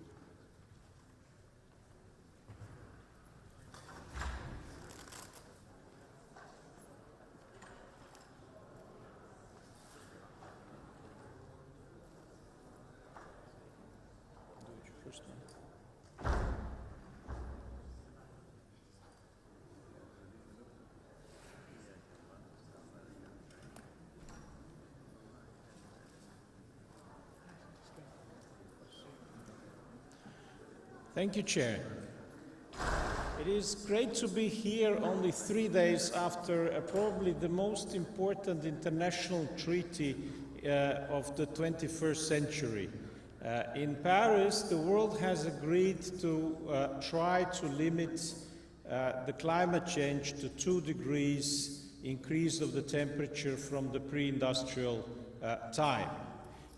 We have to work very fast because we have already spent 65% of our carbon budget. So that's the carbon that we can emit into the atmosphere in order to keep the temperature 2 degrees above the pre-industrial level. So we have only 1,000 gigatons of CO2 left to emit before we reach 2 degrees increase of temperature. What that means is that if we want to actually stop the climate change and limit it to only 2 degrees, we have to start decreasing the carbon emissions now. If we continue with the current emissions, we will go all that way up to maybe 8 degrees. So we have a huge task in front of us, how to do it. How to do it means that we have to work on energy efficiency immediately. There are basically two areas in which we can achieve huge improvements of energy efficiency. One is buildings. We in the north are spending huge amounts of energy for heating, and you in the south for cooling. If we isolate better, if we use traditional architecture more, if we use clever ideas, we can actually decrease this energy use for 5 times. The other important areas are cars. If we switch to electric cars, we can decrease the use of energy for 5 times. And then we have to put a lot of renewables, this yellow one and the green one, into our energy systems. And of course, phase out coal as soon as possible. We have to start working on that today. European Union is already achieving some results. We have decreased the emissions for 20% already, and with the current policies that we have already implemented, we will manage to decrease CO2 emissions by 40% by 2050. But we have to do 80% decrease. So we need to have even more policies in order to do that. In the same time, we managed to decrease greenhouse gas emissions and increase the GDP. So we managed to decouple the growth from the emission that are influencing climate. One of the important technologies in doing that is wind energy. Some of the countries in Europe, like Denmark, have reached very high penetrations of wind, nearly 40%. Some of the countries which are in development have already reached quite high percentages, like Cape Verde, 20%, or Morocco, 6%. All these countries are investing in what is probably the cheapest large-scale renewable technology, and it's available in most parts of the world. So it's something you can do in many places. But it's relatively easy to integrate up to maybe 20% of wind into your power system by flexibilization of your thermal power plants. If you want to go to 40%, as Danish have done, you have to go into demand management. This is a necessary next step. If we look at the solar PV, it's increasing even more quickly than wind now, and some countries already produce 8% of their electricity from PV, like Greece and Italy. These are huge successes in a very short time, thanks to the fact that the price of PV has fallen for 5 to 10 times since 2008. What wind actually does to the energy system is this. Let's say you have a typical European power system which is based on coal and hydro, and then you have lots of wind. This is only 15% wind in your energy system. What happens is that coal is being pushed out during the night. Why? Because wind is actually cheaper on the variable cost side. The fuel for wind does not cost anything. The coal, for coal it costs something. It's rather cheap, but it still costs something. So in merit order, if you have a market-based system, wind is going to push coal out. You can either use this energy for something else. You can pump it, you can produce something that you were not producing up to now, or you can just stop your thermal power plants. And this is what is mostly happening now in US and EU. Coal power plants are being stopped during the night. One way of solving the problem of intermittency of wind is to integrate the power systems with your neighboring countries. because the wind is not really blowing everywhere same way. So if we look at one country, let's say this is Netherlands, then intermittency of wind is quite high. So it's more difficult to integrate it. But if we connect all Europe into one system, and it's actually connected already, then we can see that intermittency is much lower. So we have less problems of integrated higher penetration of wind into the energy system. As I said, because wind and solar are sold first in the markets because they are cheapest, their variable cost is lowest, and we have lots of nuclear and coal power plants which cannot be yet easily shut down during the night. Sometimes when there is a lot of solar and wind energy in, for example, a weekend in Germany, the prices of electricity can be even negative. So you are paid to take the electricity from the system. And very often this price is actually very, very low. It's less than 20 euros per megawatt hour now 1/4 of time, which means it's much cheaper to use electricity than to use gas, for example, for doing whatever you need energy for. So what do we do with the consequences of the liberalization of markets and the large penetration of renewables in Europe? Obviously, the base load is going to go away because it will not be able to respond to these market circumstances. It is losing hours. Coal is now running 4,000 hours per year in Europe. The increase of importance of balancing power, gas and hydro, will come reasonably soon. Hydro has been mostly built in Europe, so gas will be the most important technology of future in Europe for balancing renewables. What is happening now, though, is that all coal power plants are cycling, so turning off and on and balancing wind. And that is why we need actually lower prices of oil and gas, and this is happening now, which is good for renewables.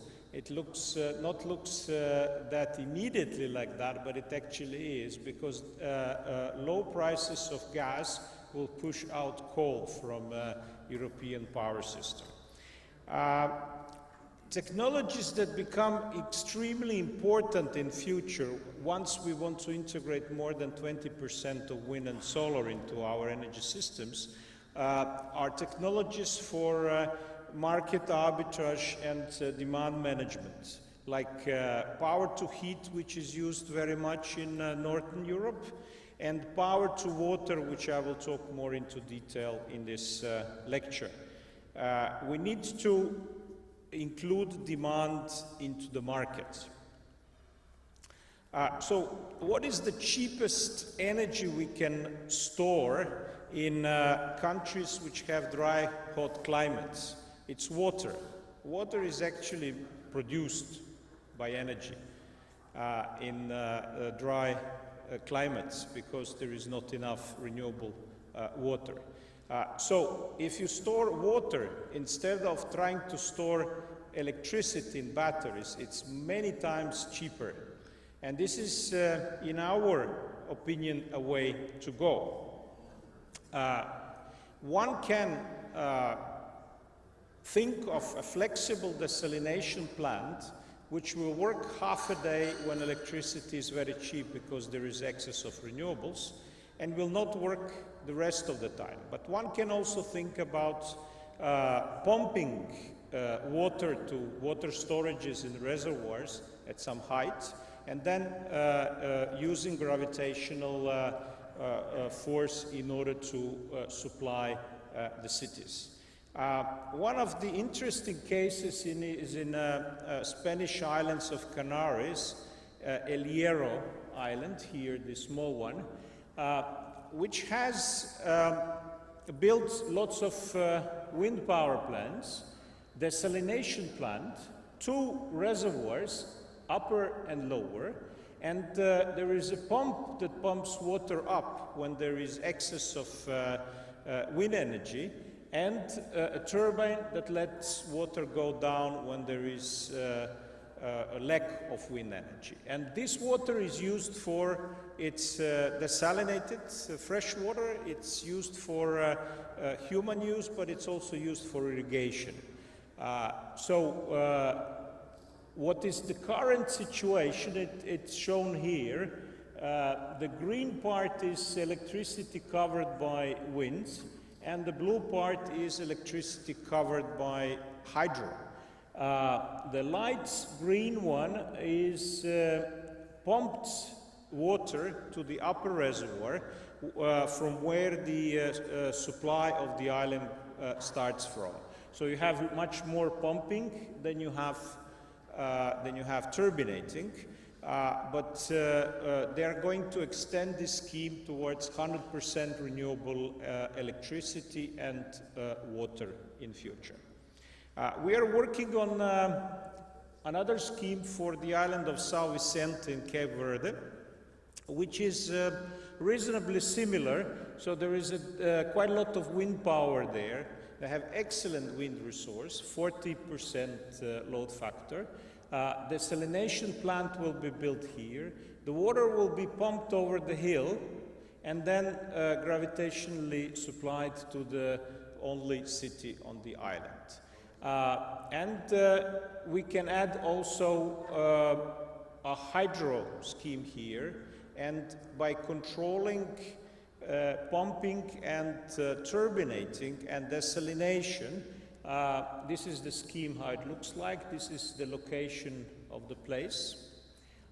We can reach, if we solve the problem of how to control the system when it's 100% renewable and at the momentaneous level, we can go up to 90% of water coming from renewable resources and 76% of electricity coming from renewable resources. The problem here is that there is no wind during the summertime and seasonal storage is too expensive. So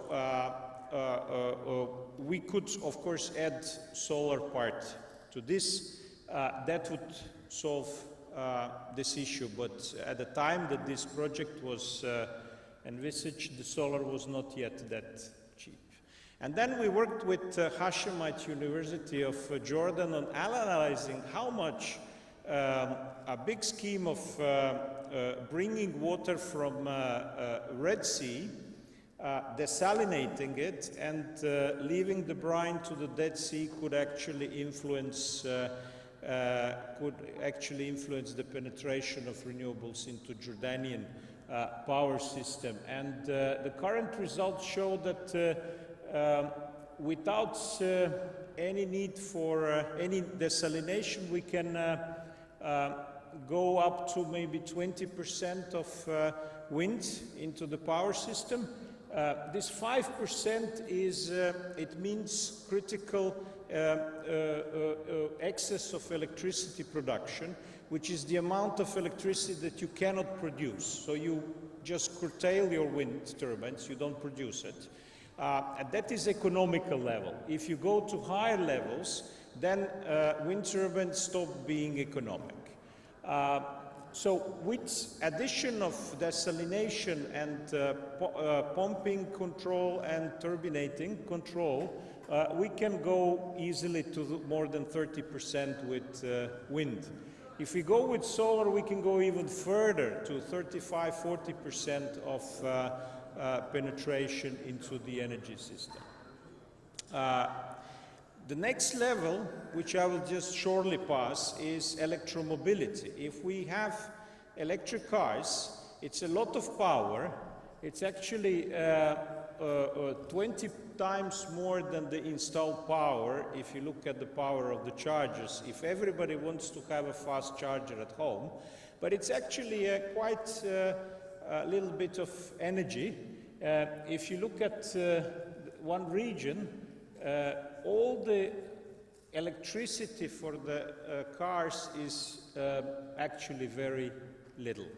So with this addition, we can actually increase the penetration of renewables to 80%, which is shown on this graph.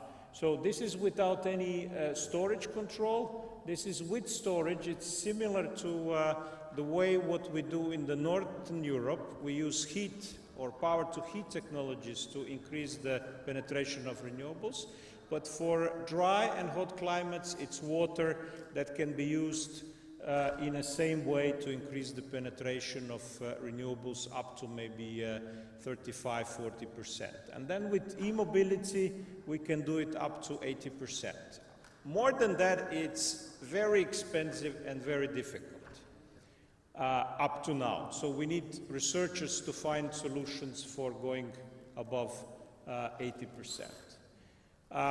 So why should the country which is rich in fossil fuels invest in renewables? One thing is that, in my opinion, it's better to export fossil fuels for much more money than to spend it locally. Also, renewable energies are very good for job creation, which is not really a problem in Emirates, but it's a problem in many oil-producing countries. Emirates have done excellent job in investing funds from oil into other sectors and created lots of jobs. So this is not an issue for you. But there is a third issue, that it's always good to understand technologies that others are implementing. So in my opinion, I'm very happy to be at this conference because I think renewables are an important technology here also. To conclude, wind and solar are coming, but they're difficult to integrate. And we need to integrate it with different other technologies. And what is heating to the north of Europe, it's water to hot and dry climates. Cooling, it's also an option. Transport system is the next big step. It's a great time for engineers, and where we really need your help is natural gas. Natural gas will be the main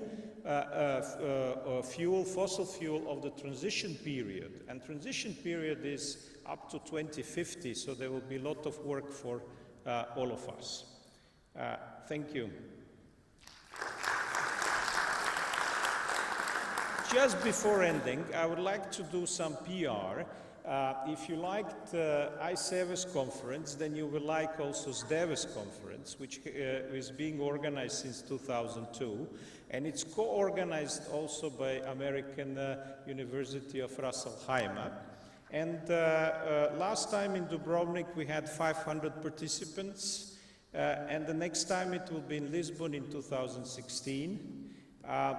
And what is interesting to researchers, we are publishing special issues in a whole list of leading journals. Thank you very much.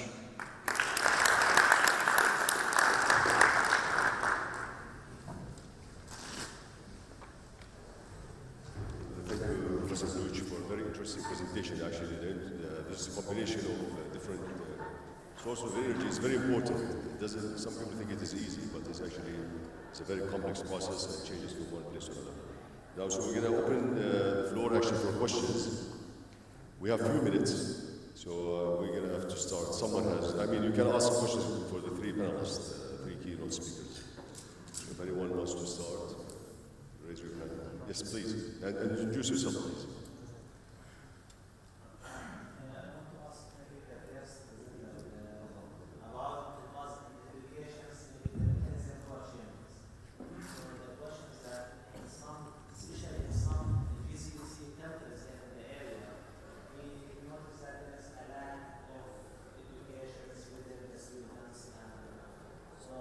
My question is how you can create such a motivation between the students that they are willing to be educated if such a motivation is not presented. So I don't mean maybe a specific country, but this is what we noticed. and how it can be implemented such. Because yes, you want to educate them to love the education, to love to be learned, how you can do it without such a motivation. Well, always we look, the answer is always technology. That's what we look at, always. And in 2012, there was in April 2012, Sheikh Mohammed Rashid announced Smart Education Initiative. And the main idea behind that was, and we already are implementing, is that we need to make sure that they use the technology in a sense that students can relate to what they're learning by using their own tools that they like. Even gaming tools, there are so many things we're going to do. One of them is gaming tools to learn. So it's the technology that we are trying to use to make the students love to learn, because they are being connected directly the way they are already connecting with the technology day by day. This is the main thing behind it. If you're using technology just for the technology, then forget about it. It will not work at all. The student can know technology more than the teacher. But the thing is, the teacher should know what kind of technology to be used for the students so they could come back to this class and want to learn more. So mainly it's what is it that ticks the students in technology. Nowadays technology, maybe later. So smart education is the way to L, love to learn, but doing it correctly. And we have discussed this a lot before we started the smart education. We had so many meetings until we realized that it's not the technology, but it's what the students will be comfortable with to learn. So that's the main thing. Reading is a big problem for the students. We said also, if you use technology, what about handwriting? One day nobody can write anything. We said, no, we will make sure that everything is included in that technology, even handwriting. So students can write on that tablets or whatever kind of smart devices they have. So we try to do all this, but in a nice way, in a game way, so that the students can love to write, love to learn, love to read. And you know, now next year, in a month and a half ago, 2 months ago, there was a called Mohammed bin Rashid Global Initiative. It was, I think, the best initiative ever, I think, in the world. Because what this does, it has billions of dollars in that project. Look at poor countries. What do they lack? Try to help them, not give them money, but give them whatever necessary for them to survive. So we give them projects. If they're entrepreneurs, we'll fund the entrepreneurs so that they can be self-sufficient. So now, even in health care, we're doing education, we're going to build schools everywhere. In all in Africa and all the places in East Asia and so on. These that need, maybe South America, that they need good schools, they need good education system. We are going to build hospitals. So we are going to build that environment that will make them easier to go and do things like innovation. So this is a big project. It has like, I think, 6 or 7 sectors. And it's the most beautiful because it's mainly for it's for humanity. It's humanitarian 100%. And UAE is doing that. This is a project, I think, for 10 years. And it's amazing. We have to look at it. This will help also others to be educated. Thank you.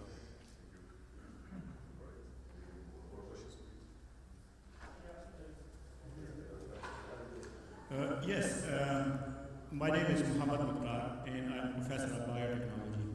Sir, you really fascinated us with your presentation. But being a devil advocate, so I would like to mention over here, like where the social and cultural values will go. You make all the world wireless, like son and daughter, there won't be any interaction, you know. And I mean, there will be a lot more issues. And I have one more thing also to mention over here, that is being in Ras Al Khaimah, serving an American University of Ras Al Khaimah. There is one of the organizations, Jalfar over here, that produce 1,500 kg of insulin every year. that we should be proud of this one. Could such lead can be translated to other Arab world also, like other leaders also start thinking this way, like let's get involved in biotechnology, let's get involved in the technology will bring the money. Like you mentioned, like leaders are the leaders who produce more leaders. But that's exactly what we're doing. That the global initiatives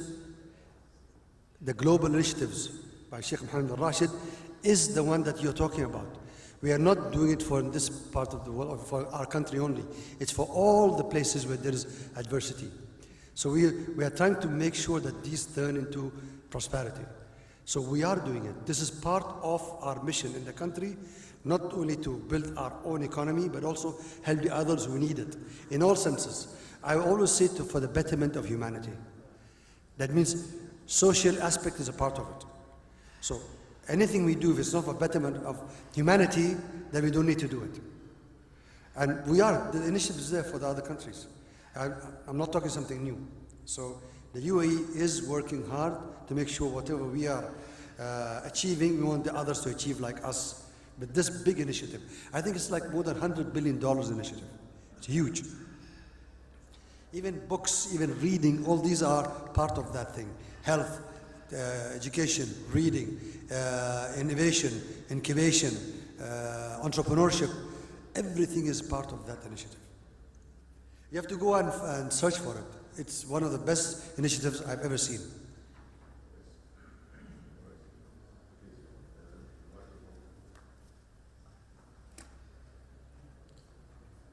Yeah, my name is Professor Mohammed Hamdan. Excuse me, the question for Dr. Deutsch. Yeah, my name is Mohammed Hamdan, Professor of Engineering, Mechanical Engineering, University of Jordan. During your speech presentation, you mentioned the statement, store electricity in water. Can you please give us some cases on that, elaborate more on this issue, please?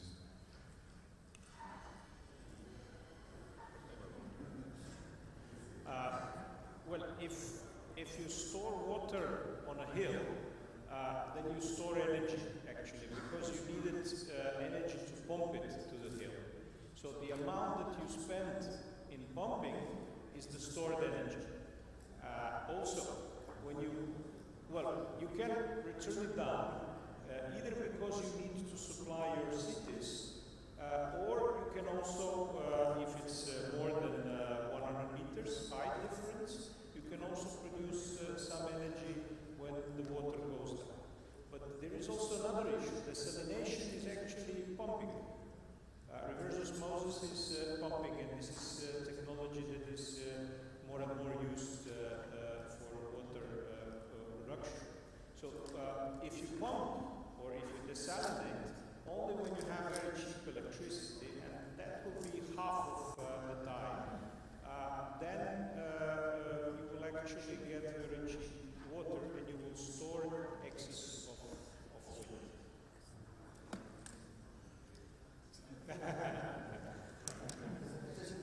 Potentially.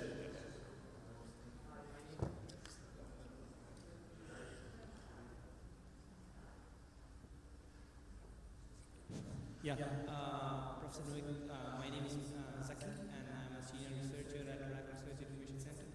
I liked your presentation. One question regarding the immediate action for the Paris meeting, or agreement for the reduction of the carbon emissions. So what are the ways as researchers to look into it? Because now, as we see in the presentation, we cut down by 63% of the emissions, carbon emissions. So, as researchers, how exactly we focus with this quick emergency that we are looking for bringing down the carbon emissions? What are the ways which you see as researchers which we can do? So, this is very important that we have to work. So, can you please? The first speaker could answer this question better because he has a wider view. But each of the researchers should try the best in his own field. My area is energy planning, so this is why I maybe see this wider picture. But we need much more research into concentrated solar power. We need to reduce the pricing here. We need to improve storage. storage is crucial, but integration issues are becoming what I see very important. Water, power, power cooling, power transport, these issues. So whatever you can improve as soon as you can do it, it's great. Thanks. We're going to have one last question, but we'd like to have a question of Dr. Aoudi. Okay. So my name is Shadavan. I'm the Assistant Professor of Chemistry at American University of Pennsylvania. I really like the presentation of the presentation and to talk about the sustainability and to make an excellent environment. So the question related to my colleague, he said how we can control. So the thing is that we can control the carbon emission by reduction of the fossil fuel, because the fossil fuels is the ultimate source we are getting from the earth, burning them like a combustion process, and carbon dioxide is producing. So the first we need to, I think, reduce the fossil fuel. The second very important aspect, that is to generate the renewable energy through the biofuel, through the very recent discoveries in the field of catalysis, that is called hydrogen production from water. That is really a very excellent technique. Already the progress is undergoing in MIT. So the water can be split through the catalysis and the hydrogen can be produced.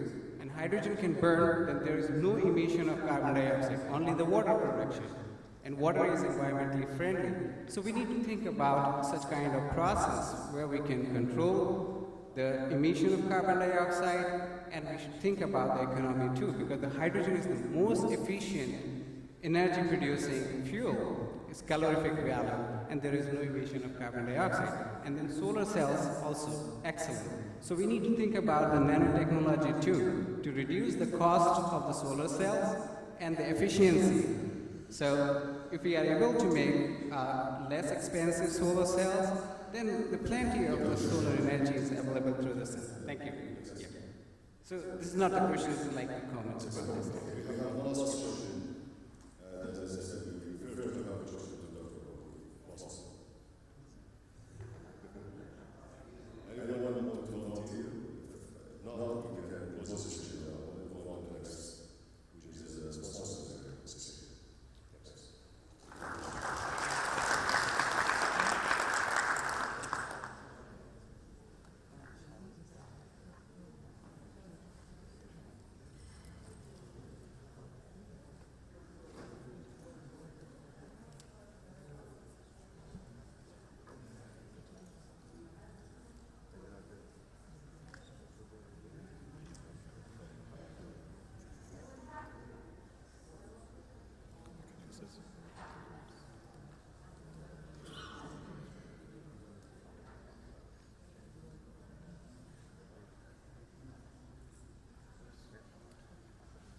Good. Ladies and gentlemen, is this an honor for me to be here today and as Caporal Paints to be a sponsor of this conference.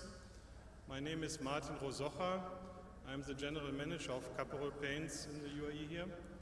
And I want to present to you a brief overview of our company and our involvement in energy saving.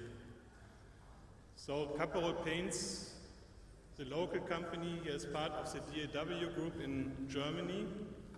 It's a family-owned business for over 120 years now, and also our base here in the Middle East to take care of the market in the Middle East, and we are also active a little bit in Asia and China mainly.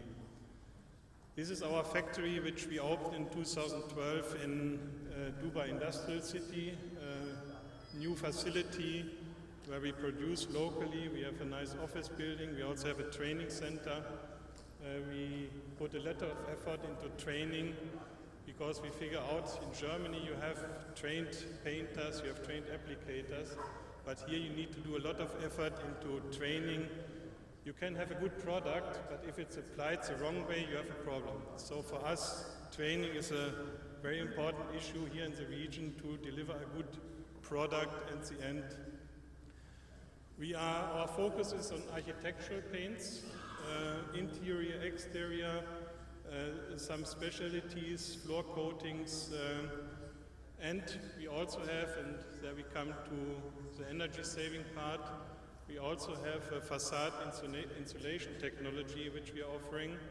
I will tell you a little bit later about these products. Our company, because it's family owned and our family is putting a lot of effort into quality, into innovation. So innovation, quality, product range, these are our core values, what we focus on together with design. If you design some buildings, you want to have a nice design also in terms of colors. So we are supporting this, and sure, we want to be close to our customers. And also sustainability is a big issue in our company, which is a focus of our recent owner. Sustainability in the company, so we are looking for energy, emission, wastewater and so on. In the products, we want to have sustainable products which are good for the environment, also the insulation system, and we are focusing on sustainable buildings with our products. So these are the three areas of sustainability where our company is focusing on, and we have a team in Germany who is focusing only on the sustainability issue. So in terms of energy saving, we have, in Europe we call it ETIC, External Thermal Insulation Compound System. The Americans call it Icewes. So here in the region is a kind of mix. I think you have here more Icewes. And what we are looking of is a wall insulation outside with polystyrene or mineral wool, with a mesh for protection, and then with a top coat. And this system is used for a long time in Germany for the opposite, because we want to keep the heat inside and the cold outside. We developed this product in 1957, and it really is used in Europe a lot now. And we brought it to the Middle East 8 years ago. Here, the opposite, we want to keep the heat out and the cool inside. And we have the first projects, and now we also want to get the scientific work done. So we have a cooperation with the RAK Research and Innovation Center to prove also that this is working here in the region to really save energy, because energy you are saving, you need to produce. So if you talk about renewable energy, you need less if you save already by insulating the buildings and using less energy. So I think this is a very good product also here for the region, and we would like to promote this, and you see that you really have an effect if you have the wall insulation. Here this is the insulation, and you see that the temperature inside on the wall is much lower, which also gives you a more comfortable feeling inside of the buildings. So these are the reasons for promoting this, and I think important is also for retrofitting buildings, which I think comes now also in the region. In Dubai there's a big program set up to retrofit 30,000 buildings, and I would like to get, and I had many talks already, to get the insulation into this program, because once you insulate and then you talk about AC setup and so on, you need less of AC equipment and so on. So I think this needs to come together, that you insulate and then optimize your AC and your other equipment in the buildings. And I told you this was one of the first buildings, a Sofitel in JBR, which we did 8 years ago. It's still sitting there. It was, even with 143 meters, done with our insulation product. So that was one of the first products. We did the Ritz-Carlton in Dubai, some part of it. This is an example from Germany that you also can get some crazy shapes done with our system. This is, you might know, Hundertwasser, the famous architect, designer. He created this. It's not far from our factory, actually. It's a residential building, and yeah, it looks different. Yeah, and we also painted, by the way, the Brandenburg Gate. So this was my brief presentation about our company and our efforts in energy saving, and I would like to get into the dialogue with you to see what we can more do together in terms of energy saving. Thank you very much.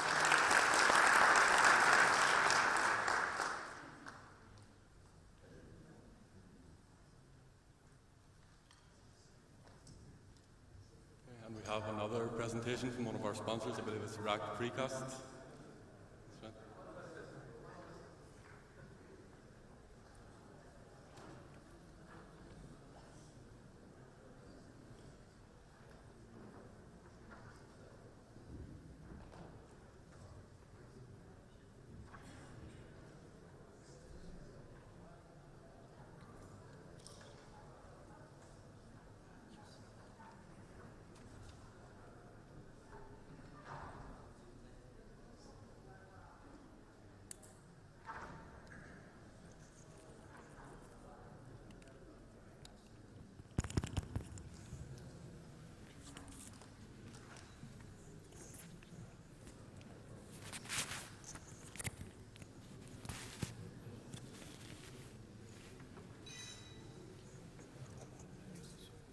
Like this.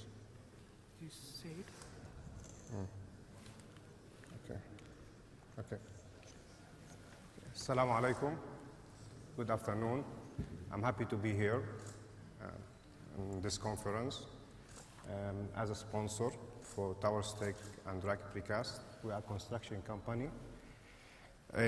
We need just like to make contribution in this conference as a construction companies.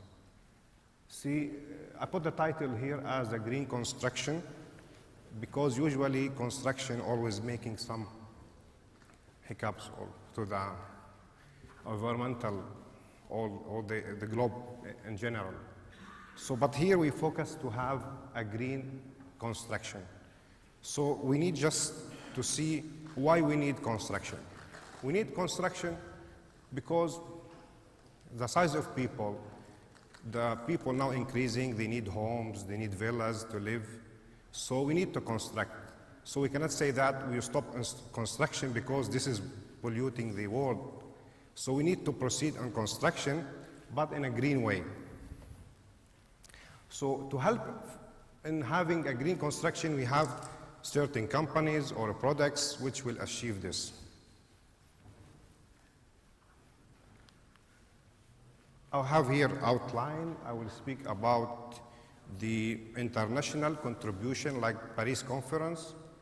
They already have like agreement, international agreement, like between all the nations to have to agree about limiting the waste material or to save the planet, something like this. But we want to see how UAE as a leader already contribute. 2015, this conference held, but if you go to UAE, the implementation of a green building regulations, especially in Dubai, it was implemented before this conference, and even in Abu Dhabi for Istidama. Then I will speak about precast as a green solution for construction. Then I will end with example. So we say that construction needs companies, needs products. So we are, as Rack Precast, we are proud that Rack Precast from Ras Al Khaimah, one of the biggest factories in UAE, with the latest automated technologies, established in the free zone and supplying products for all UAE and Oman and even Qatar. So Ras Al Khaimah Precast also using some materials locally, from like aggregates and sand and cement. Also, the other company which helps Rack Precast is a construction company called Tower Stake Contracting. Also helps Rack Precast in constructing sustainable smart cities. So this is our objective to achieve a sustainable smart cities. This is one of our projects. We already started here in 2006 as a rack precast, and we already separated to Abu Dhabi for our offices like Tower Stick, and then we moved to Dubai to establish another factory because of the demands. This factory already complying with green technology implemented by Dubai Municipality and Dubai Central Lab. Already we have our branches and also in Iraq.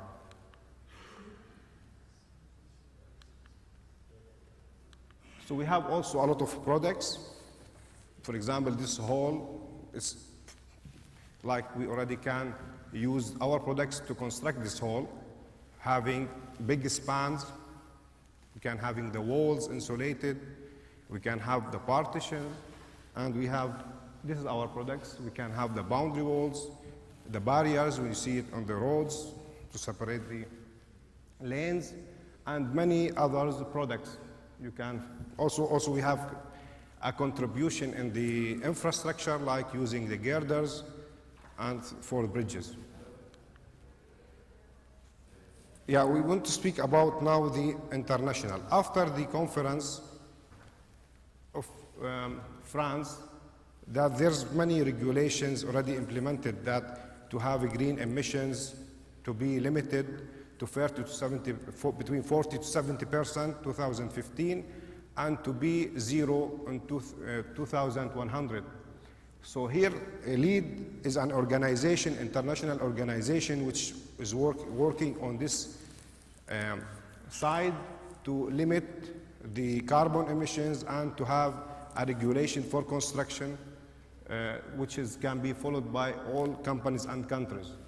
So we can speak about Ras Al Khaimah. Ras Al Khaimah, this LEED before that LEEDs have many categories. It is certified, silver, gold, and platinum. So in Ras Al Khaimah, there's a project now by Al Hamra Real Estate called Falcon Island. This will be constructed using LEED Platinum, which is the highest standard rating of LEED. So Ras Al Khaimah now is going green by this project, which is very good sign.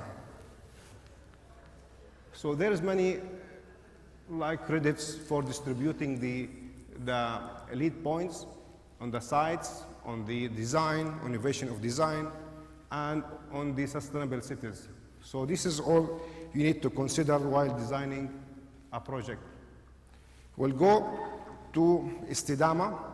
Istidama already implemented by Urban Planning Council, UBC in Abu Dhabi. And the main objective for this is to have Abu Dhabi as a sustainable, the first sustainable world city, Arab world city. So this implementation now is given, developed. There's also another organization already developed recently, which is called the QCC, similar to DCL in Dubai, also to control all the materials. Also, Istidama has a credit points, but this is already created to suit the Abu Dhabi Emirates, like have per 1, per 2. This have some points to be considered for the designers. Now we'll go to the relation between precast and sustainability.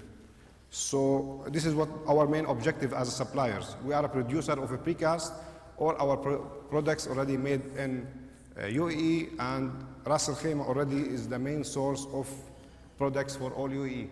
So how can we find a solution for all these problems listed on previous presentations? So the solution comes by our products, that we need to build cities, but using sustainable products. And for example, this hall, imagine that these halls have 3 columns. It will have a problem. So using a precast or pre-stressed elements, you will have like a free space areas, you will have columnless halls, and also in the same time, you will have shallower beams. You will not have this large beam, or this one, you will have shallower beam. this will consequently save materials, strands, cements, aggregates. So precast saving materials, which will be reflected on the environmental. We'll go to the second point about the energy, saving the energy and how can we save the energy. Precast also can save energy by having this insulation in the wall to form as a complete thermal envelope. So you can, for example, reduce the usage of AC and at the same time reduce your electricity bill, which is very important for everybody. Let us here go for practical practices. And for example, now we need a solution. If your electricity bill is 1,000 dirham or 2,000 dirham, it might come 500 or 250, which is very good. So by implementing this insulation in your villas or your home, I think it will be a smart idea to save your money. So another thing for precast is very good advantage is that you already built a boundary wall for your farm. And you need to move this precast boundary wall. You want just to move your farm or just enlarge it or to have some additional area. So precast can be reused as a product itself, as a product without just as a product. And then you can also use this element as a recycled part. You can just crush the aggregates and use it for other construction, but you can use it with certain percentages like 15 to 30%, but we recommend to be for non-structural elements, not structural elements. Because for structural elements, still there's a discussions that the materials and the strengths and the effects of sulfates or chloride, this might affect the strengths. Okay, again, we'll go for the construction of waste material, which already can be reduced. We'll go CO2 emissions.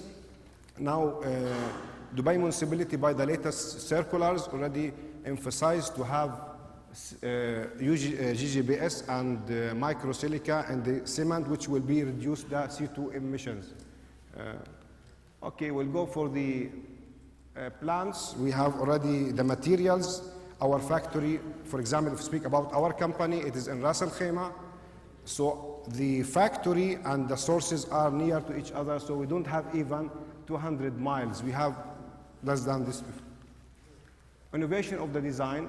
Here precast can be already a part of designing the walls using conduits or having some HVAC system in the halls, which is very good and smart to save some ducts.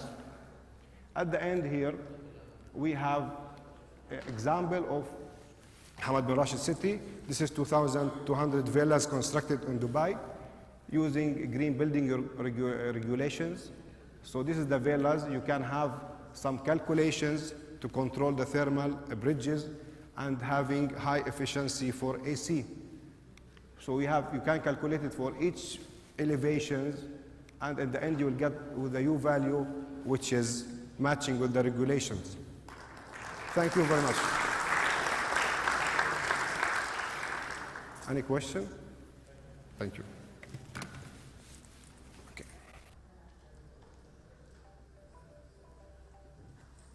Just as we're about to conclude, it's important to recognize the valuable contributions from a number of different parties. So I'd like to call Professor Al-Kim back to the stage to present the awards.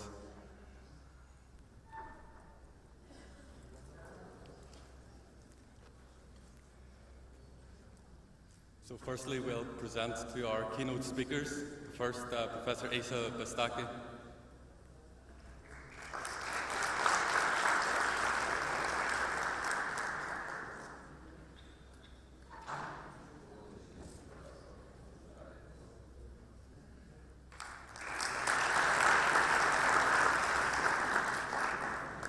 Professor Ode Al-Jayusi.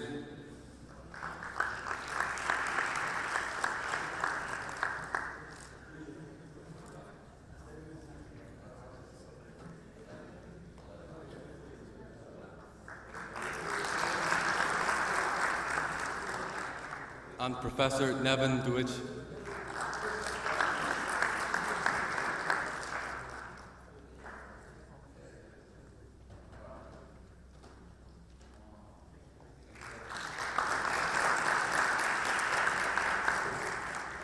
We'd also like to thank our co-organizer, Professor Al-Hadi Shakshuki, for his contribution.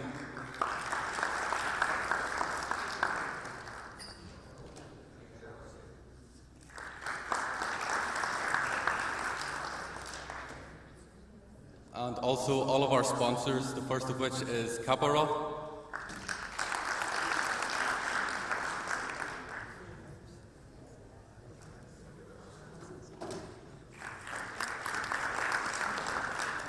Emirates National Oil Company,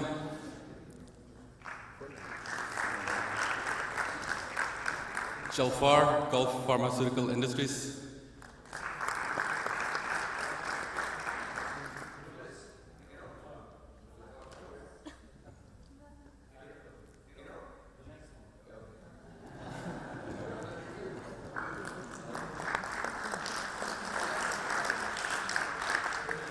Ras Al Khaimah Customs Department,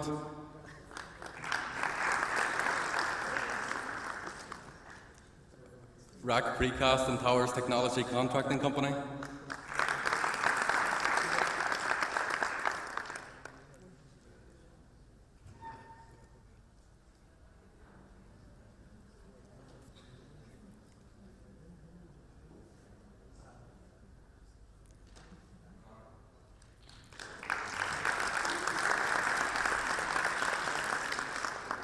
Arkirodom,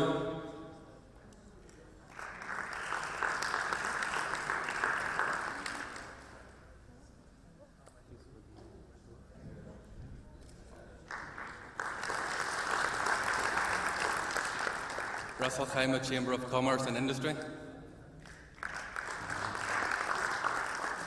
Ras Al Khaimah Tourism Development Authority, and our final sponsor, Arabian International Company.